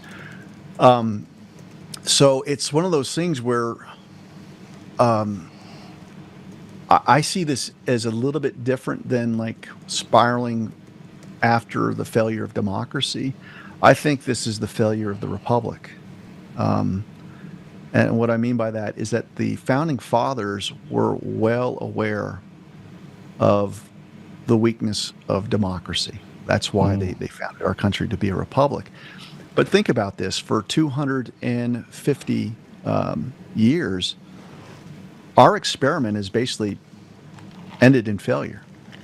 So, my hypothesis is this: the founding fathers were so aware of tyranny being consolidated in a king that's why they set up the Constitution to have different branches of government, to have separation of powers. They were so aware of humanity going off the rails that they constructed a divine inspired document to account for it. And even then, we have eroded that document to where you look at our current day government and it's wholly corrupt. So I can appreciate the Constitution for what it is, but I think what it is was, okay, we developed a country that was fearful of our sin nature, but really didn't embrace the way that God designed us for, which was to walk with him. So when you look at the original mandate in the Garden of Eden, Adam was a vice regent that walked in the cool of the day. He had the counsel of God Almighty in the naming of animals, and it's just this brilliant story. So I think that if you're going to enter into a season of blessing, don't be so fixated on your depravity and your sin nature. Be fixated on proximity to something that is incorruptible. And that incorruptible person is Christ. And the beauty of that is that, when we look at a captured judiciary, right, the problem isn't the law, it's the hearts that are in those black robe judges. So if we had a society that was just sold out for Jesus and having proximity to the incorruptible, you would see a society flourish. So I don't think that we need to reinvent the Constitution. I think those will always be inspired documents, but to the degree that we succeed and see maximal flourishing, it's going to be from a people that sees God's kingdom as very real, and that our mandate all the way back from the Garden of Eden still exists today, which is to make earth a little bit more like heaven. And heaven's a kingdom. So, this is going to come down to, are we going to bend the knee to King Jesus in the classroom, in the university, in the courtroom? And I think that's why God is bringing us so low, to almost just embarrass us by how we have kind of screwed the pooch when it comes to what America was meant to be. And the Epstein revelations in particular really show the national sins of all of these representatives, all of these senators, all of these judges, basically screwing the American people over. So it's going to take a different class of leader going forward. It's going to take kingdom builders. So can I switch gears a little bit with you for a minute? I think we're gonna play at the very end of the show, we're gonna put up a special to play your broadcast. We're gonna play it on the show. So we'll finish up around 4, and then we'll play David's Sunday broadcast. We'll play it after this. So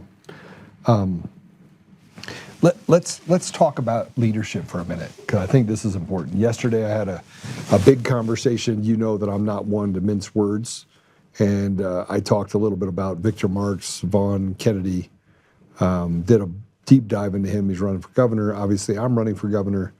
I met with Scott Bottoms yesterday. I'm going to meet with Barb Kirkmeyer in a couple days. Also, 2 other people running for governor. I look at the leadership that we have in our country, and I am distressed. Not by the Democrats, because they tell you what they are. The devil has to tell you what it is. I'm distressed by the Republican leadership, in large part because you had Thune that has done what are called recess call to orders meetings to stop recess appointments from happening from President Trump. There has not been an appointment that has been made since August of 2025. In contrast, when Biden was in office, he had all of his appointments finished within 90 days. Okay? You have Thune that's stopping President Trump from doing that. You have Thune that's stopping President Trump from them passing the SAVE Act. You have people in the House that are standing in the way of President Trump's agenda, but they're not Democrats, David. These are Republican traitors that are betraying the very people that are saying this is what they want. Now, it's supposed to be of, for, and by the people. And we talk about the leadership that's there. And yet I'll take a page out of the Professor David Clements book. My name is slave. What pressure do we have that we can put on them when they steal our money, they steal our dignity, they steal our vote, and they steal our ability to restore anything about what happens in our communities or our country by standing in the way of a man that we put in office to do the things that were necessary, and they're saying, sorry, you get nothing. Yeah, it really comes down to how you see Trump and I've been very clear that I don't see him as someone who's being led by the nose. I don't either. I see someone who has been so masterful at concealing what his real power is. And it's the one thing that no one's examining. If you're the commander in chief, your strength is the military.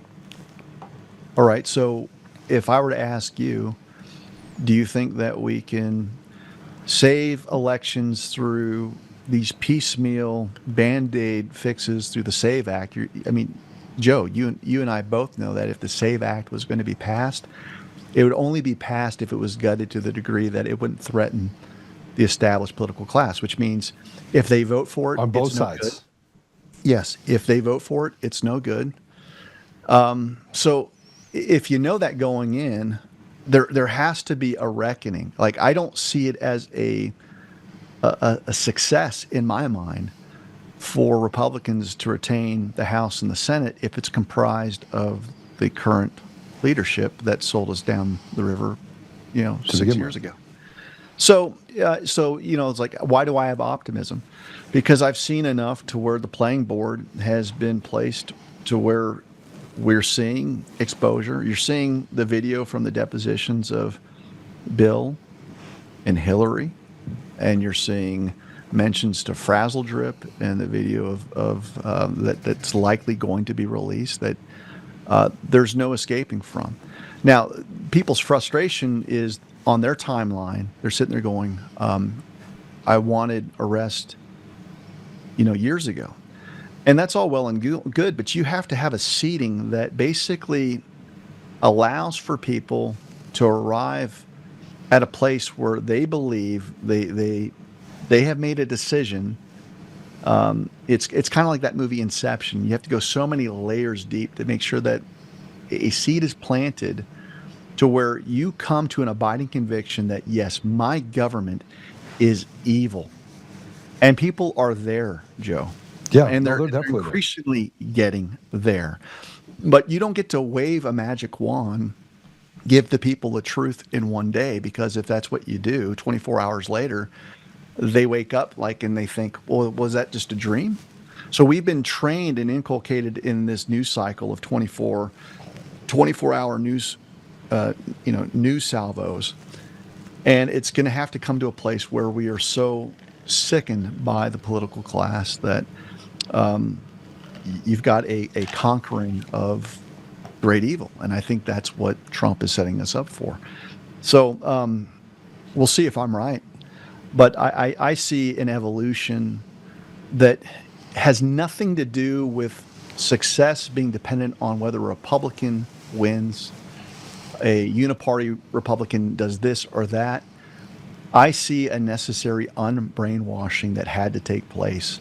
And if you look at the past 6 years, I think you'd be deluded if you don't think that there hasn't been a great reawakening to see just how absolutely flooded our institutions are with evil. And that has to take place first in order for us to get to the season of blessing. So I see this as a transformational year, a year that will go down in the history books. And I just have a firm conviction that we're going to see justice.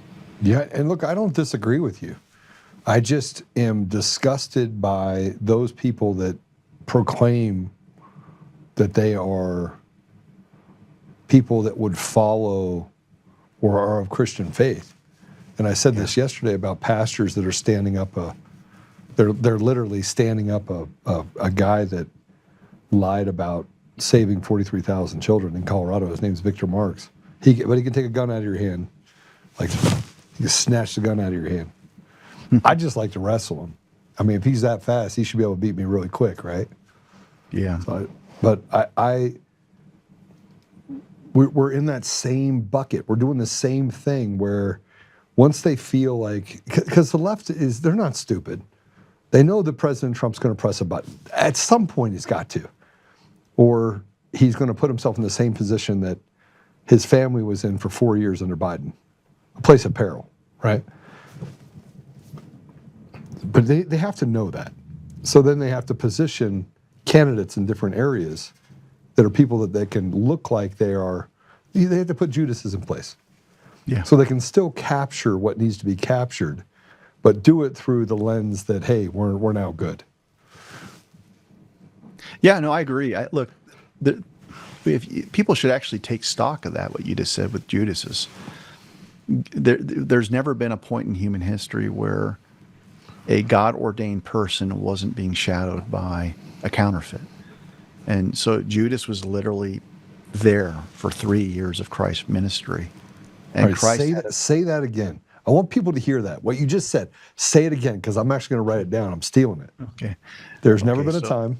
There's never been a time in human history where God's anointed weren't shadowed by a counterfeit. And so 3 years of Jesus' earthly ministry, Judas was there for all of it. And Christ had full revelation of who Judas was and walked with him. So for the people that have heartache over Trump and his endorsements or his proximity to people that we all know are evil, well, take it up with Jesus, because Jesus had 3 years of the same thing happening, right? And you see that in more modern contexts. You had George H.W. Bush, evil man that was shadowing Reagan. You had Pence with the fly landing right on his head, shadowing Trump. So I think what we have to understand is that until we have that final defeat of evil, God's word shows this human experience where there's always evil right there in lockstep, walking alongside the good and the righteous. So let's be mature in our thoughts of, like, are we ever going to be free of enemies that are right there sitting at the table? Even when you look at Psalm, I think it's at 23, God prepares a place for us in the presence of our enemies, right? So that's kind of where we're at. And we also know that the most heightened form of deception is when a demonic force disguises themselves as an angel of light, right? That's the highest form of deception. So you're right. Evil that announces itself as Democrat or AOC or Bernie Sanders and Marxist philosophies, really easy to see. Most of our frustrations, Joe, I know we share them going back since 2020, is the limited hangout conservative Inc. version that talks mostly right about their faith, talks mostly right about their policy prescriptions within the realm of the GOP, RNC, Turning Point. And I think what offends us most is that we can discern that there's this great Python spirit, which is very, very reflective of the book of Acts, where even Paul, when Paul and Silas are going around their ministry, there was a fortune teller who was basically possessed, and she was rightly declaring that these men were from God. And it was confusing, I think, to Paul, because he waits 3 days before he delivers her of this Pythona spirit. And it ends up landing them in jail because she made a fortune for her owners, right? And so I see us as, like, when we call BS with the Scott Presslers of the world, or the Turning Point garbage when it comes to election integrity, which is just slavery, that there's a lot of money to be made in conservative Inc. And when we call it out, and we're calling it out in the name of Jesus Christ, you get excluded from the club. You get excluded from the prom. No one wants to hang out with us. So, whether Victor Marx is the latest construct of something that is mostly right, and he says mostly the right things, I think is a vestige of that Python spirit that really, really has infiltrated conservative politics. And it's going to require people that are willing to say, okay, I see the Python. You're not talking about the rigged election machines, Victor Marx. Yeah, he doesn't. You're not talking about the right, you don't have the right discernment over Tina Peters. He doesn't. That somehow that she actually had a jury of her peers. It's like, no, the lack of wisdom and ascertaining that was a completely captured and corrupted environment where we shouldn't be talking about commutations or anything of that. Like, now, if he's kind of changed his stance, that it's like, okay, that's great if you've changed your stance. But here's the problem. You didn't see it when it mattered. And if you're going to represent the people through servant leadership, you can't be one of the sheep. You had to be a shepherd from day one. And so that's the type of thing that you're going to run into for your run against Victor. At the same time, we need to have soft hearts and make sure that we pray for our quote-unquote enemies, because you don't know what's going to create that Saul to Paul conversion. And so that's going to be the difficulty for people that see rightly, is to make sure that they have soft hearts full of love, because, you know, as you've prayed many times, you don't want to become the very thing that, you know, you're recognizing in the world. I don't think a Oltmann candidacy will be catapulted through your chief export being accusation. What they're going to be drawn to you is clarity, solutions, and basically being at the ground floor day one, fighting for the right things. And you've got 6 years of tape that have shown that. So, you know, it's one of those things where I want to encourage you, Joe, that you're obviously have been fighting for the right stuff, and you haven't been afraid to make enemies for the right reasons. But at the same time, make sure that you keep that heart soft, because that's going to be the way that if I'm the enemy, I want to attack you, is bring you into, you know, that camp where we spend more time talking about people when, you know, if God's ordained this to be your time, you're not going to stop God. Yeah, I know, and I think that's wisdom I need to hear. I think one of my biggest issues is that I hate seeing people deceived. You know, we dealt with that for 6 years, so it's the lifeblood behind what you. But it is much more powerful to have a conversation about the things that we know we can solve tactically that will lead to this freedom for the people of Colorado and the people, even if it's not me. You know, that's why I'm having conversations with all the other candidates about, all right, here's tactically what has to happen in order to free people, to give people back their sovereignty as even citizens of Colorado, not just as U.S. citizens. So yeah, I think, look, for me, the qualifying test for any candidate is really simple. Was 2020 rigged and stolen? And do you have any receipts showing that you discerned that when it mattered? Yes. And you've got that. I don't know if Victor Marks has that. I don't know if he's got the receipts that show that. Now, he might have come around now and said, yeah, obviously, you know, maybe he's quipping about Joe Biden, 81 million votes. But what I'm saying, it should be really, really easy to find people's social media and figure out whether or not they were on high alert when the country was taken over under a soft power coup. Yeah. And if you didn't have that discernment, you don't have any business representing anyone on the downstream political policy issues. And so that's the thing that you know, for me, it's really simple. Like, maybe it's too simple for folks, but like, I don't care what your viewpoint is on income tax if you miss 2020. I don't care what your prescriptions are on school choice if you miss 2020. Right. And so I think, you know, if there was ever going to be a debate where you get to have you know, a stage with Victor Marks, it's like, look, the elections and the way that they were stolen through the slave traders' tool, those black boxes. And you've identified that from day one. Have your opponents done the same? And if they haven't, well, then shame on them. And this really gets back to when Christ showed up, you know, on earth through the incarnation. He went after the religious and political leaders, and his chief rebuke to them is that they failed to discern the times. And when I look at largely the church, there are exceptions, but largely the church, they have failed to discern the times. That's why none of them talked about the rigged and stolen 2020 election. That's why none of them really spoke out against the jab, and they went along hoping that somehow the state would show them mercy and get out of the their church buildings. Right. But on those two issues alone, they failed their flock. Government failed their constituents, and there's 6 years for people to prove, like, hey, I was in this for the right reasons from the beginning, and that's where I would take the conversation.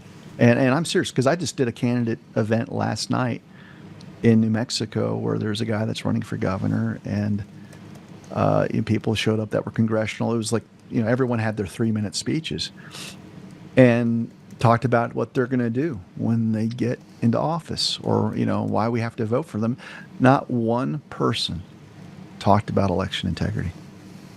And so you talk about massive failure to discern the times, like, you fools.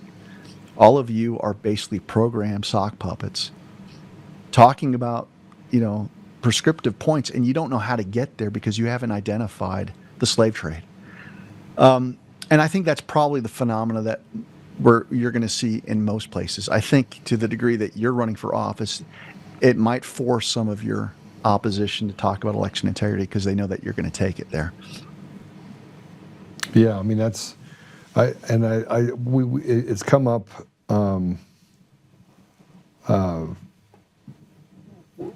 It's come up several times in some of the debates that we've had, and I've said, and some of the other candidates, like Jason Mikesell, who was a sheriff, and he's like, Joe, I'm just afraid that people will stop voting if they know their vote doesn't count. And I was like, well, that's how you encourage them to stay a part of the process.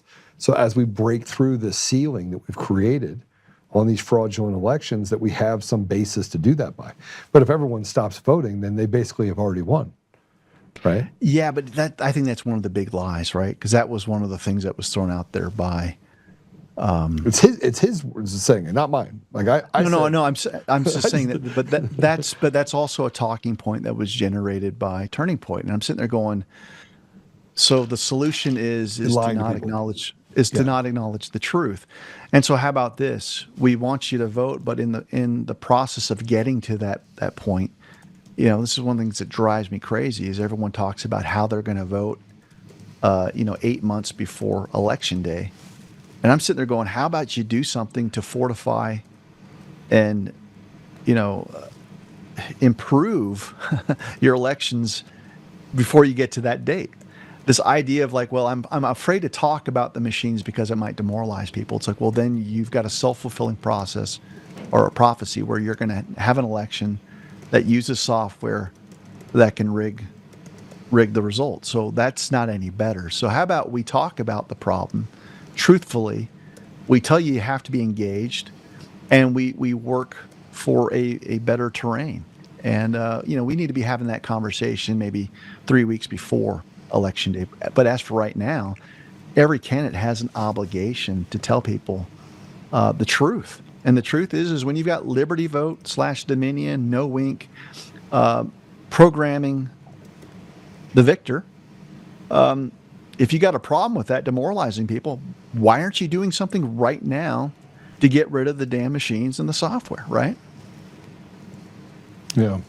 No, I think you're absolutely right. And it's not just Dominion, right? It's Smartmatic, it's ESNS, it's Clear Ballot, it's now Liberty Vote, obviously. It's a substructure that's all the same that runs through this ability for them to inject or create fraudulent outcomes. It's risk-limited audits where you basically have to tap on your head, rub on your belly in order to see a fixed outcome. Fractional voting was basically what that is, just so you know. Excuse me, not risk-limited audit, what is it called? Help me. The fractional voting that you have, the ranked choice voting. Ranked choice voting. Sorry, I totally screwed that up. But ranked choice voting, where you have fixed outcome, that's Yeah, but I mean, even the Smartmatic whistleblowers have told you that they're only concerned with two things. Let's beat the logic and accuracy test, which bad actors can program the hardware to get you past that point, even without the internet, and beat audit. That's it. And so they've devised a whole scheme to beat the testing, to let the machines be used, and beat audit. So, I think it's one of those things where we'll see how it all plays out. Obviously, Trump has messaged in such a way that informs my belief that the military has to be involved. His truth post where he says we're not doing the mail-in ballots outside of extremely limited circumstances, and he said it even if Congress opposes his efforts, we're not doing it.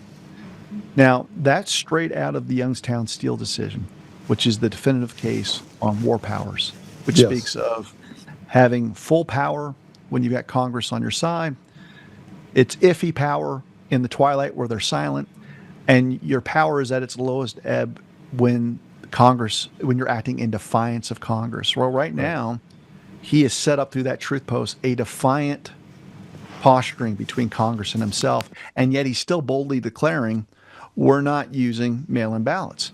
So the only way that survives is if he is completely taking on the mantle the plenary authority of Article 2 as the commander-in-chief, where just like he doesn't have to ask the permission of Congress to strike down a missile, he doesn't have to ask Congress and their permission to neutralize vectors that are attacking our critical infrastructure, and the mail-in ballots and the machines are a direct attack on our national security. So I think he's telegraphing that.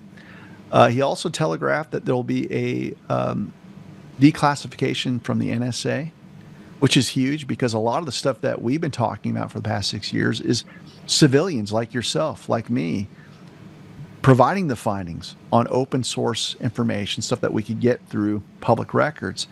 You disclose things from the NSA, there's going to be a vindication that is going to be amazing to behold.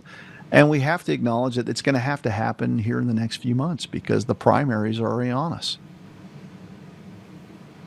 Okay, so then what? Tell me more. Let's hypothetically say, actually, I don't want to hypothetically, because I think it's too complicated. I think we're proving with what we're doing in Iran. The problem that I have, if we're looking at Iran and what we're doing there, what we did in Venezuela, and you're gonna get mad at me. I've heard people get mad if you're saying this. Tina Peters is still in jail. Mm-hmm. So we can do all this stuff. We can knock out the Ayatollah. We can free the people of Iran. As President Trump said, he's creating jobs in Iran as well, it turns out. But we can't get Tina Peters out. And we could, but we have to ask a deeper question. But go ahead, finish. So this gets to the deeper question of sometimes the smallest hanging fruit is the most noble fruit to hold, even if it's the smallest fruit, right? And Tina Peters is a small part of this process, but a big part of the solution index. If you look at just how we've looked at the elections and what information we've gotten access to, why not? Why not reach in? Because I know that 2 or 3 times they were set to do it. Step in and apply perfect pressure by creating indictments on.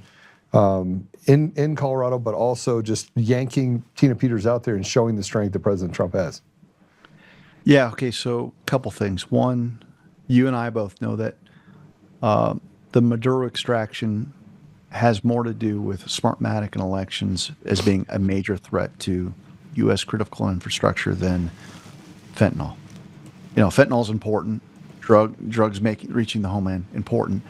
But if you're talking about overtaking 72 countries without firing a shot, that clearly is the weapon that the cartels have, and we extracted them. So we've shown a mastery of the use of military force to neutralize a threat. Now he is in our custody. Then you get to Iran. A lot of people have forgotten to look at their nexus to the rigged and stolen election of 2020. And so it was Gary Bernstein that revealed that the chief foreign intelligence advisor of Iran was present in Caracas on election night, reveling at the overthrow of Donald Trump through a soft power coup. And so both play pivotal roles. So the idea is, I think we're asking the wrong questions about Tina Peters, which is, I know I want her out. I know you want her out. But what purpose does does she serve, and what does God want? In other words, her testimony is becoming more and more powerful because of her position of martyrdom. And the longer that she can withstand the mistreatment and suffering, the more it's going to propel her witness and influence going forward for generations. So Tina Peters is becoming a Nelson Mandela type figure that if she was in for a day, in for 2 weeks, I don't think she would have as much power going forward in the future.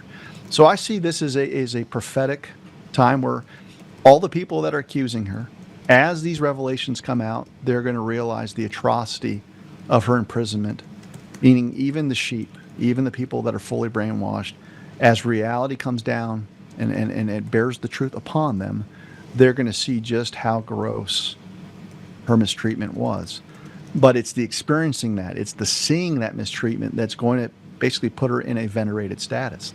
So I just tell people, like, look, have faith that God chose Tina because she had the strength of character to be the person that could withstand this type of injustice. And I think that God is talking to Trump and giving him counsel on the timing. So yes, he could go in there. I mean, I even did a whole video and article on how he could do that. Laid it out there. And so the question is, okay, you don't need to satisfy my ego in getting her out. Is there something that is going to propel her testimony in a more powerful way because of her suffering? And I think that's probably why the timing isn't there just yet. But I think it's coming. I really do. I was talking about this, and before you got on, we were talking about at the very beginning how a friend of Polis's got probation for 4 felony counts, one of which was influencing a public official that Tina Peters, and that was sentenced to almost 4 years for.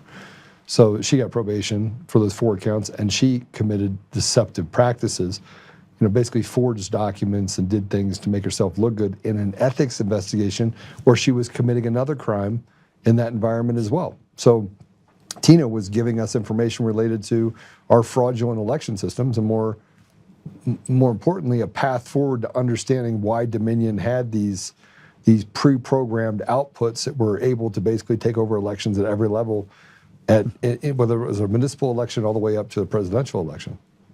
Yeah, well, I mean, look, I think we could look to the wisdom that's there in the scriptures to make sense of Tina Peters. Mm-hmm. Joseph was basically thrown in a pit by his own brothers.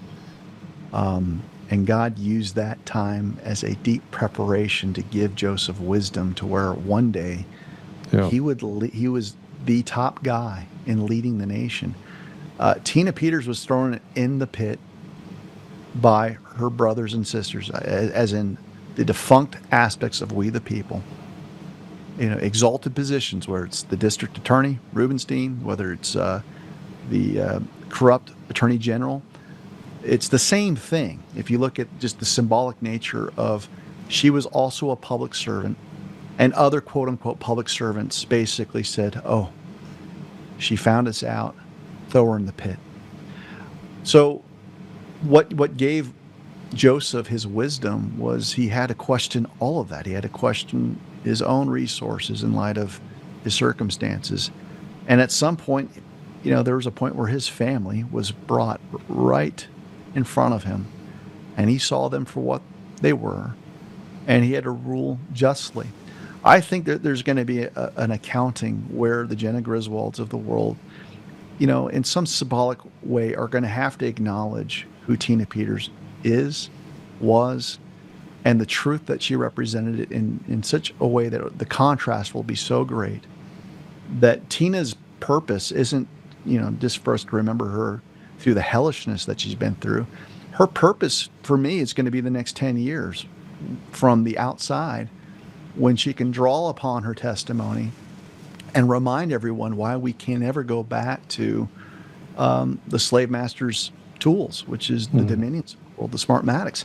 And so, just try to have an now the liberties. An eternal perspective for why she was put on this earth. She was put on this earth to do lots of things, and in part suffer, but there's nobility in that suffering, because we know that when we share in the sufferings of Christ, that's as good as it gets. So yes, continue to cry out for justice, continue to give out solutions, continue to rattle cages, continue to tell Trump, get her out. All of that is something that we should be doing, but also have peace with God's timing, that when she gets out, not if, but when she gets out, her suffering is going to actually cause her to shine way more brightly than if she was someone that was left on the outside this whole time. I mean, I cannot express this enough. Her testimony, because of prison, will be infinitely more powerful and usable for the benefit of all of humanity, because of the way that she's been treated. No, I totally agree with you fully. David, I don't know. Every time you get on here, you fill me up spiritually. And I thought I was in a really good place, by the way. I woke up this morning. Something's happening. Like, I can feel something happening. Yesterday I was on fire, and I felt like I woke up this morning, and every night it becomes more and more purpose-driven. Like, I'm saying, all right, God, what's next? What's next? What's next? All right, God, what's next? And I'm having conversations with people around me, the people that work for me. We have this brotherhood. We have all this stuff that's going on. And I'm always saying the same thing, that we need to make sure that we lead with strength, which does not mean violence. We never become the very thing that we're fighting against, and we become patient in taking our steps so that God can guide the steps. So each time we take a step, we may feel like we're only moving 6 feet at a time, but we have no idea if the window is 9 feet away. We have no idea. We just need to make sure that we continue to move in that direction and that we honor him in the process of doing that. Doesn't mean we're not going to screw up. Doesn't mean we're not going to, make mistakes, but to have enough grace for the people around us and recognize that it truly is not a Democrat versus Republican. It's good versus evil. It's the devil on one side, and it is the people on the other. I agree. So what's next? You coming to Colorado to see me here shortly? Come say hi. If you build it, if you call me, I will come.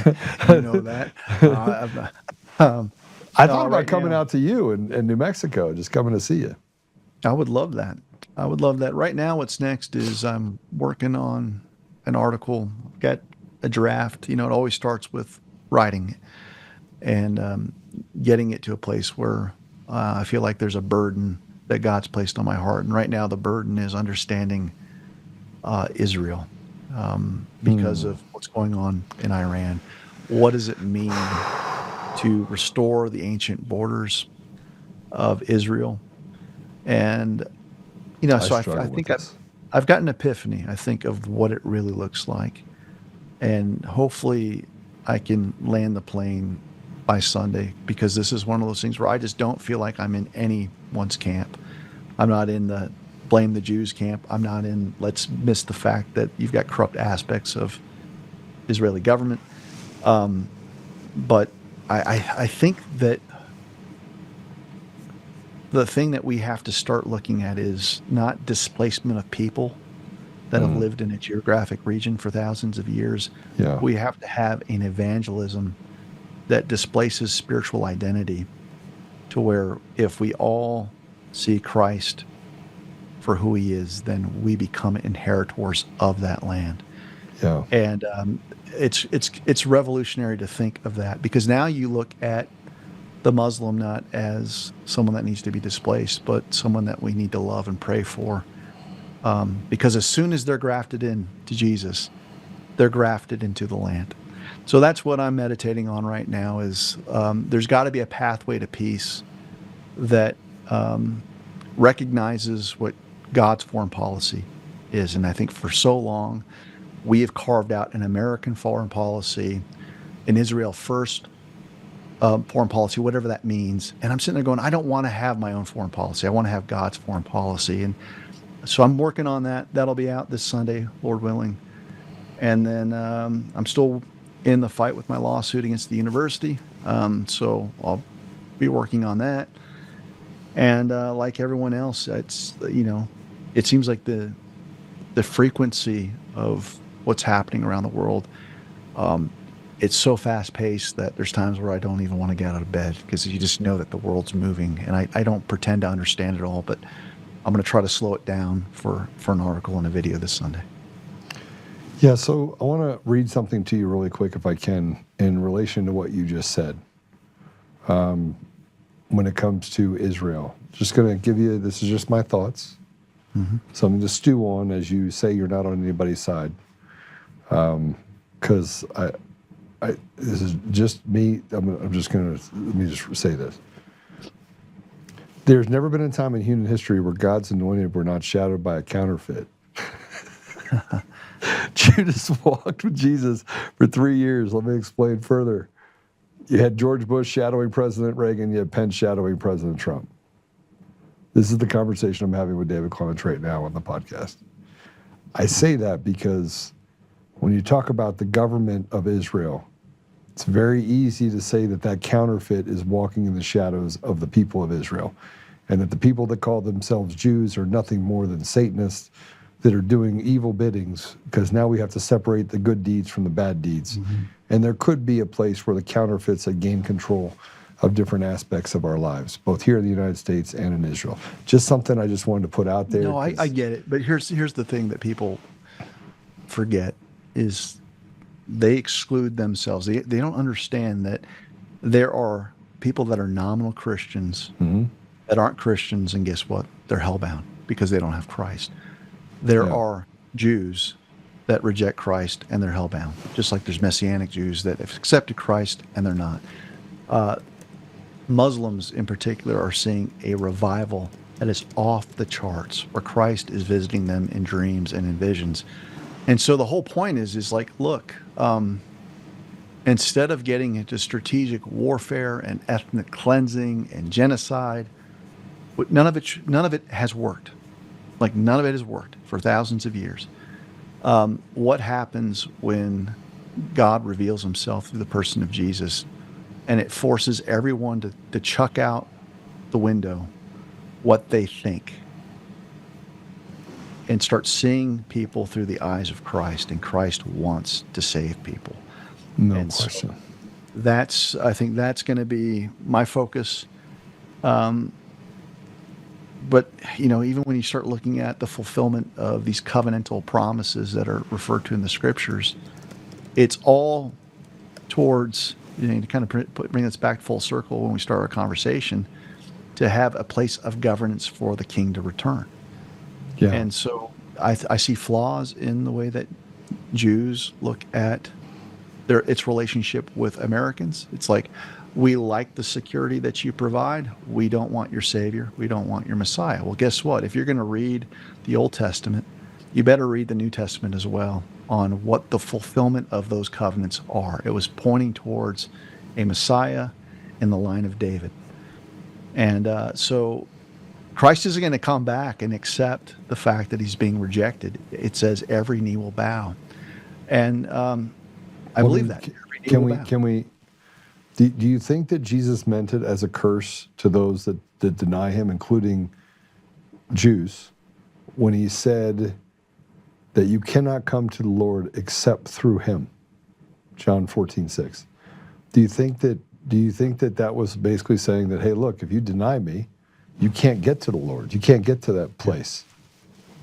Well, I think so when you look at Abram, before he was renamed Abraham, you have this irrevocable covenant where God declares what his intentions are towards Israel.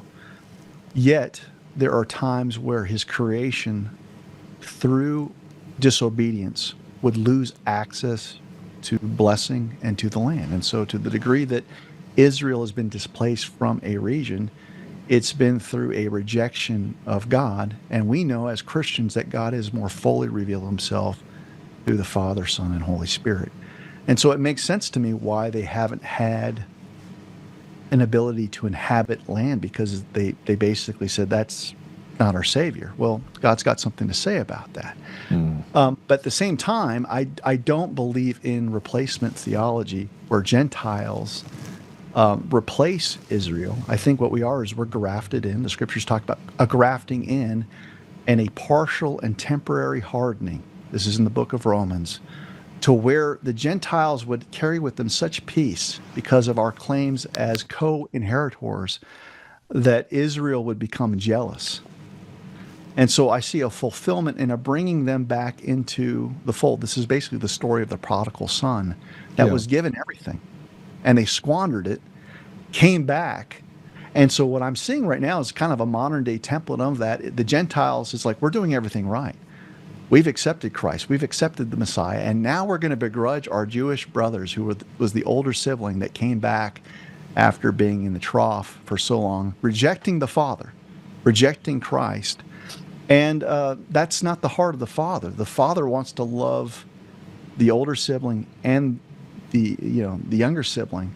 And so we both have different, I think, pride barriers, which is, can we receive our brother that rejected the Messiah? And can the prodigal son come back and have they done enough of their own walk in the world rejecting the Father? And so I think that's what's going on. There's something really, really biblical tied to that story.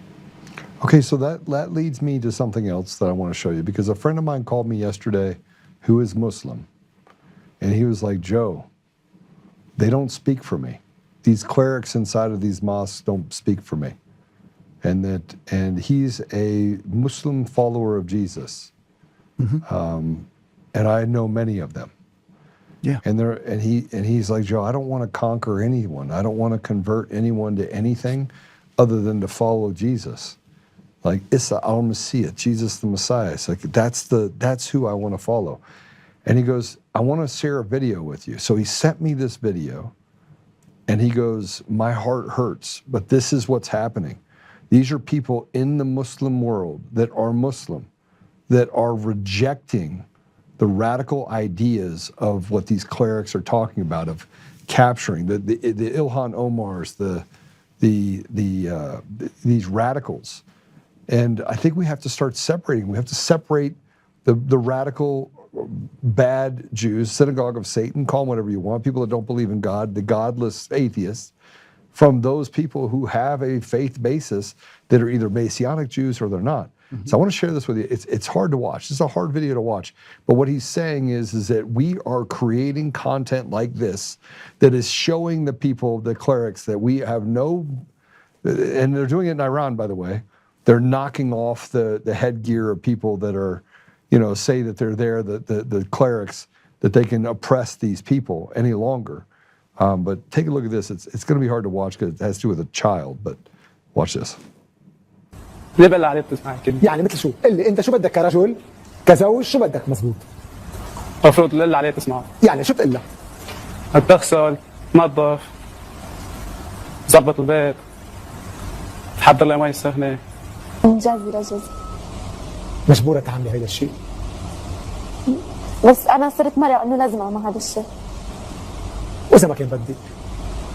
ما فيها البنت تقول لا. نعم. ما فيها البنت تقول لا.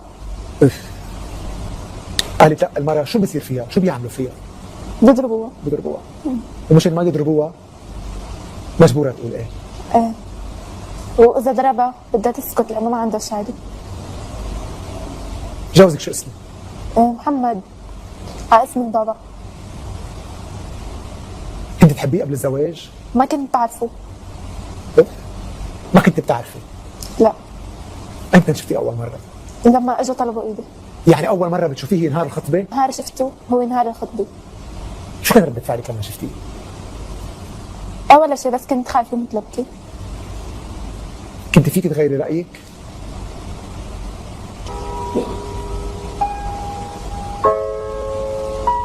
خطيب، شو أكثر شيء زعجك؟ أنا ما كفيت دراستي.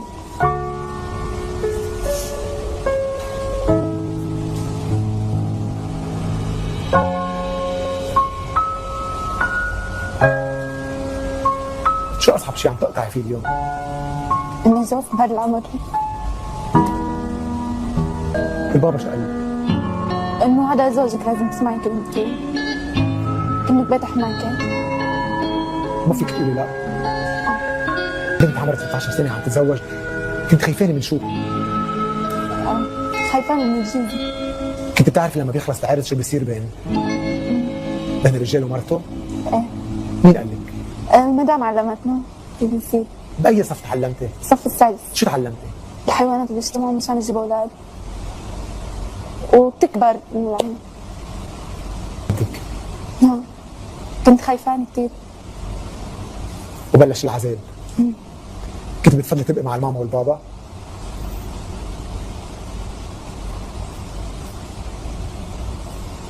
بتفضلي لو ما جوزوكي؟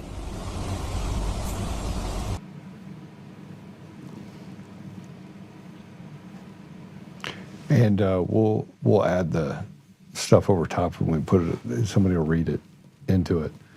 But what you just heard was a 14-year-old, 15-year-old who got married at 13, and they're rejecting the idea that a dad can just give away their child to be used by a man that she doesn't know, that then becomes his indentured servant, his wife, and how she wanted to reject it but couldn't.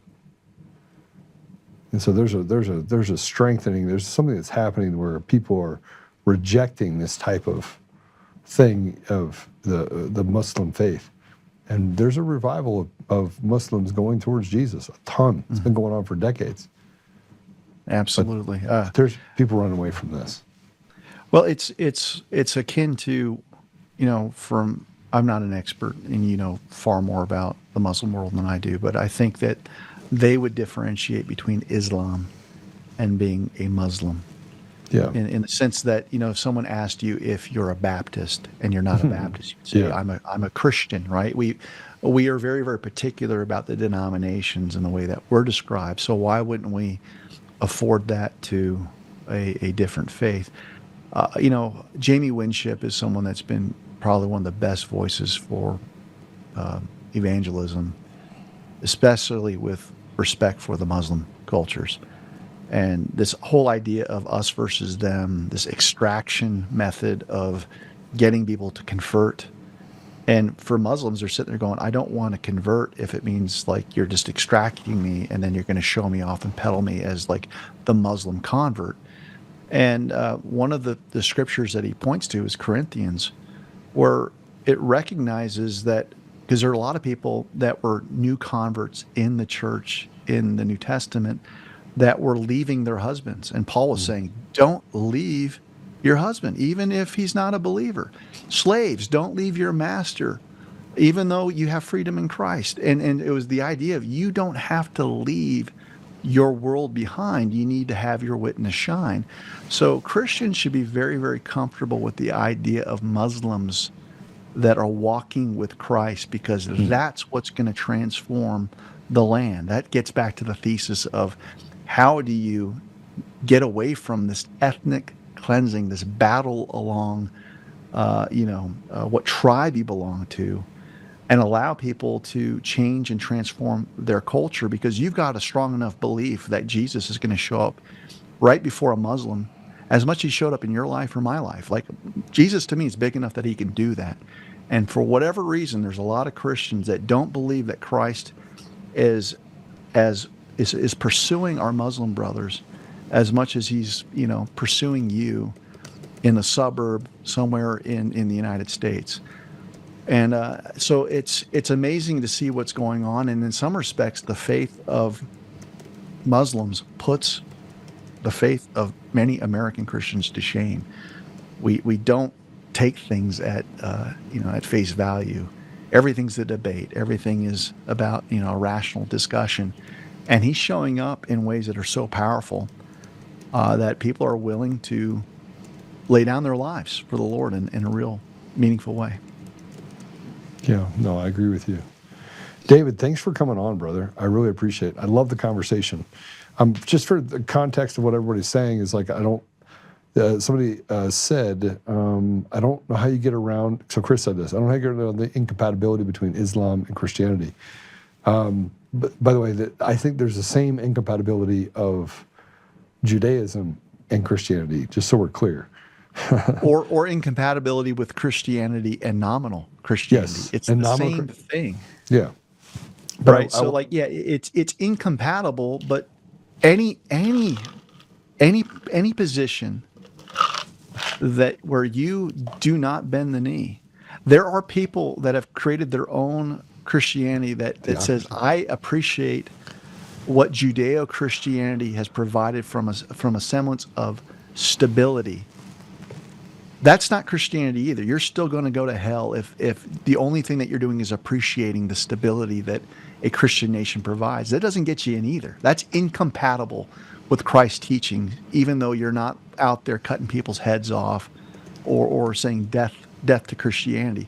The end result's the same. So, I mean, the American Christian church has a lot of work that it needs to do, and it better start looking at Muslims as image bearers and a class of human that we should be pursuing, that they get to know the Savior.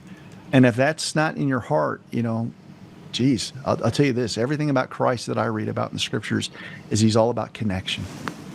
He's not about rejecting. He's not about pushing you out. He's about bringing you in. And we got to get better at that. No, I totally agree. There is no hate like a Christian's love. Right? Because we're really good at hating on people in a way where we're telling them that just accept Jesus right now. I'm just gonna beat it into you. I love when people tell me that, Joe, that's not very Christian of you, and I'm like, all right, my right hook is really good too. Yeah. Well, we are caught up with the idol of doctrine. We think doctrine saves. Yeah. And doctrine doesn't save. Jesus saves. And look to the thief on the cross.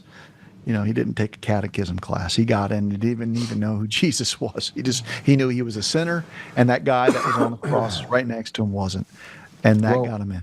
And we have some things that we have to push through. You have the 7 books of the Catholic faith that are not, the Maccabees, the 1, the 2, the Wisdoms, all those books, right? Which, then how do you reconcile that with the Pentecostal Bible, adding those extra books? I've been studying those books now, by the way, just to understand the differences between them and what they bring to the table. So, there's a lot of conflict in the faith of Christianity as well that fundamentally comes back to, I always say, when I was over in the Middle East, it always came back to the Gospels for me, right? And that if I could get Muslims to accept the Gospels, which they do, it's in the Quran,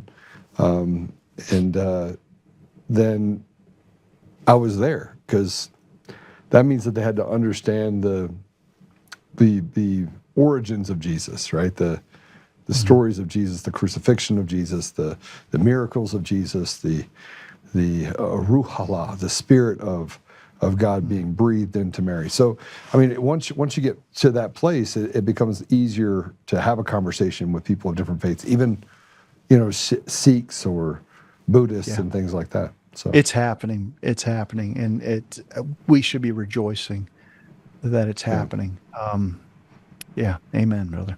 Yeah, amen. Do you want to pray us out? I'd love for you to pray us out if you could. Would love to.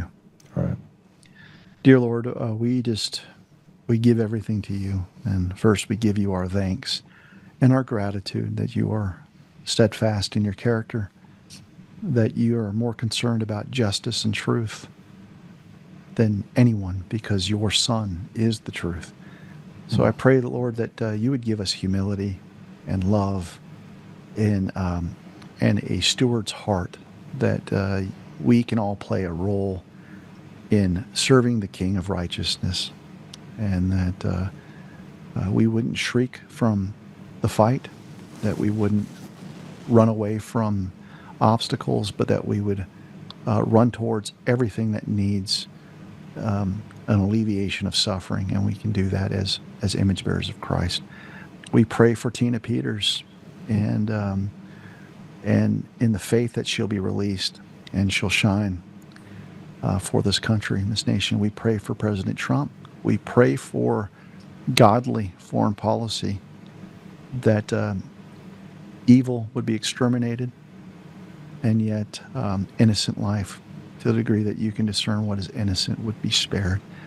We pray for the Iranian people just as much as we pray for the people of Israel, that ultimately their hope and salvation is in you and nothing else, not in regional conflict, not in bad blood, that a future of prosperity all clings on them seeing you for who you are. So, Lord, we pray that you would give us the mind of Christ, wisdom on how to articulate the conflict that we're in, and that we would never be petty in the way that we see the loss of human life. Instead, that we would pray in earnest that you would bring about a great, great ending for both the peoples of Israel and Iran, and that we would see something that we haven't seen in our lifetimes, which would be peace. We lift all of these things up to you in the name of Jesus Christ, our Lord and Savior. Amen. Amen. Brother, it was great. I know we went long, and I don't regret a minute of it. Well, let's do it again, brother. Yeah, absolutely.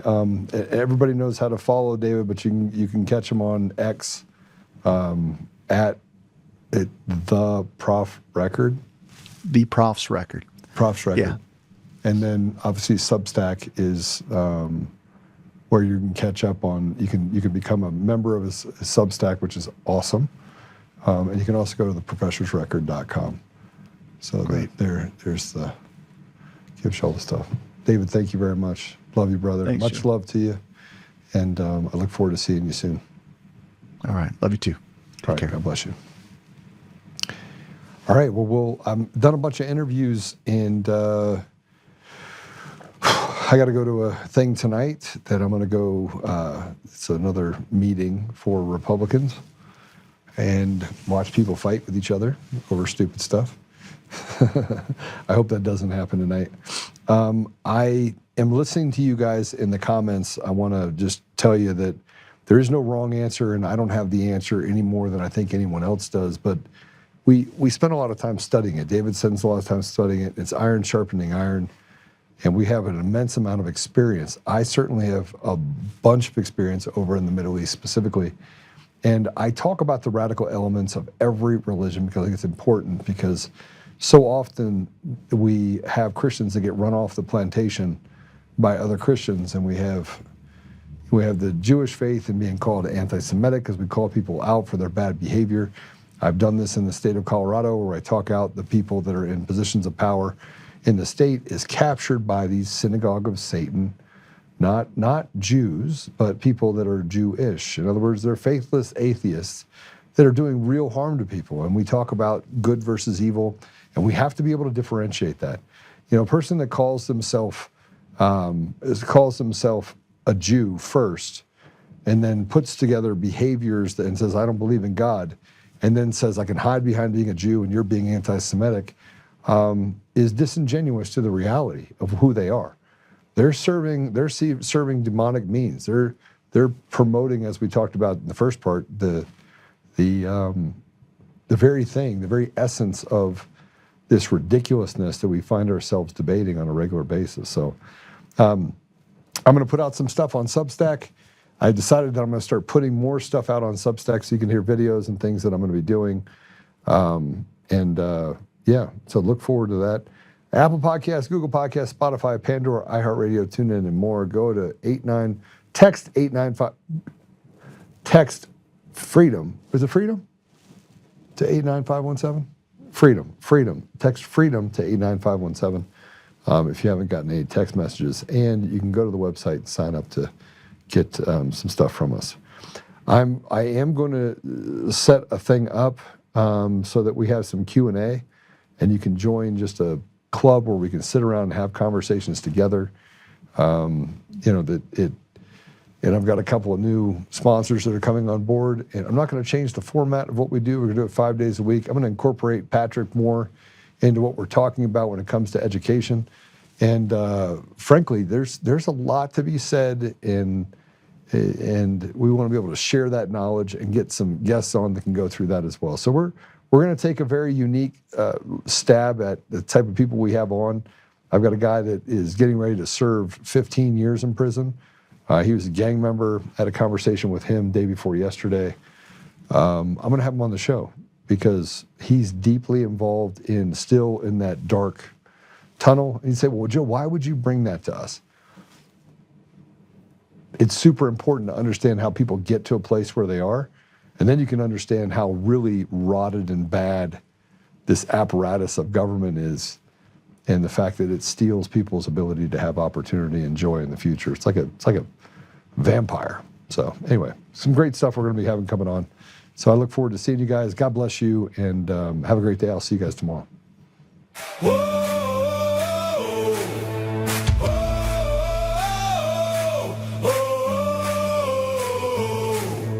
Rising from the fight for the forgotten and the free, exposing rigged machines, Kuma's lies, Dominion's deceit, pays a grand each day, shielding truth from corrupt halls, but he won't back down, standing tall through it all.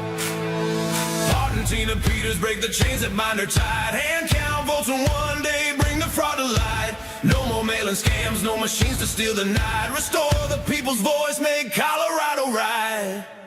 Governor Oltmann, lead us bold and true, badass for the have-nots, fighting through and through. Abolish property tax, cut the tolls away, shrink the bloated state, let the people have their say. Rolling, it's our rally call, truth and freedom rise and watch the tyrants fall. Untamed Colorado, strong and proud, we'll be one man for the people, set our great state free. Help the single moms, bring back trade school strong, opportunity for youth, where the brave belong. Audit every NGO, ban the wolves that roam, reclaim our stolen land, bring the power home. Eric Kuma's fraud, Dominion's rigged design, expose the stolen votes, cross the dangerous line. No more victimhood, no chains on you and me. He's running for governor for real liberty. Smash the fraud machine, pardon heroes jailed for the have-nots. Rising truth will never fail. One warrior defies the corrupt elite. Colorado reborn, strong on our feet. Governor Oltmann, lead us bold and true, badass for the have-nots, fighting through and through. Abolish property tax, cut the tolls away, shrink the bloated state, let the people have the say. Governor Oltmann, it's our rally call, truth and freedom rise and watch the tyrants fall. Untamed Colorado, strong and proud, we'll be one man for the people, set our great state free.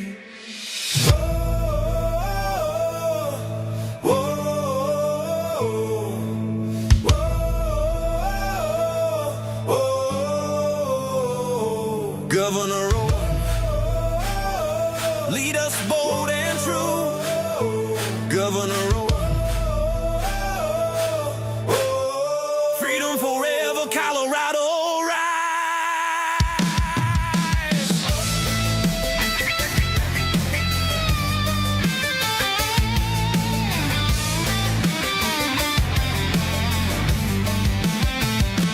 Governor Oltmann, Governor Oltmann, Governor Oltmann, Governor Oltmann, Governor Oltmann, Governor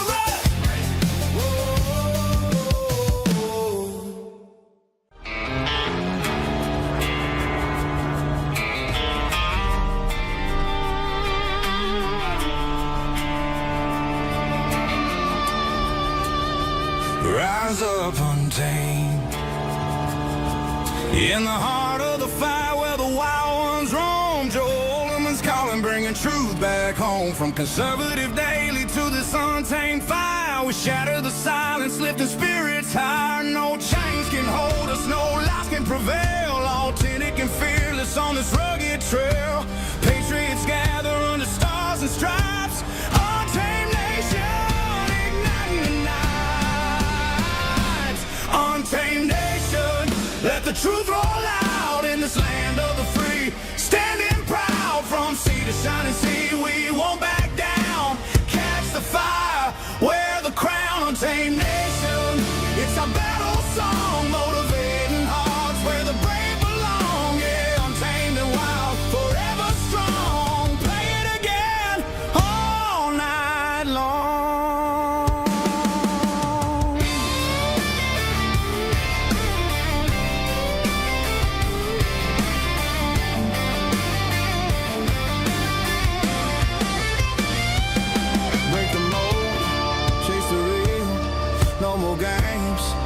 to heal.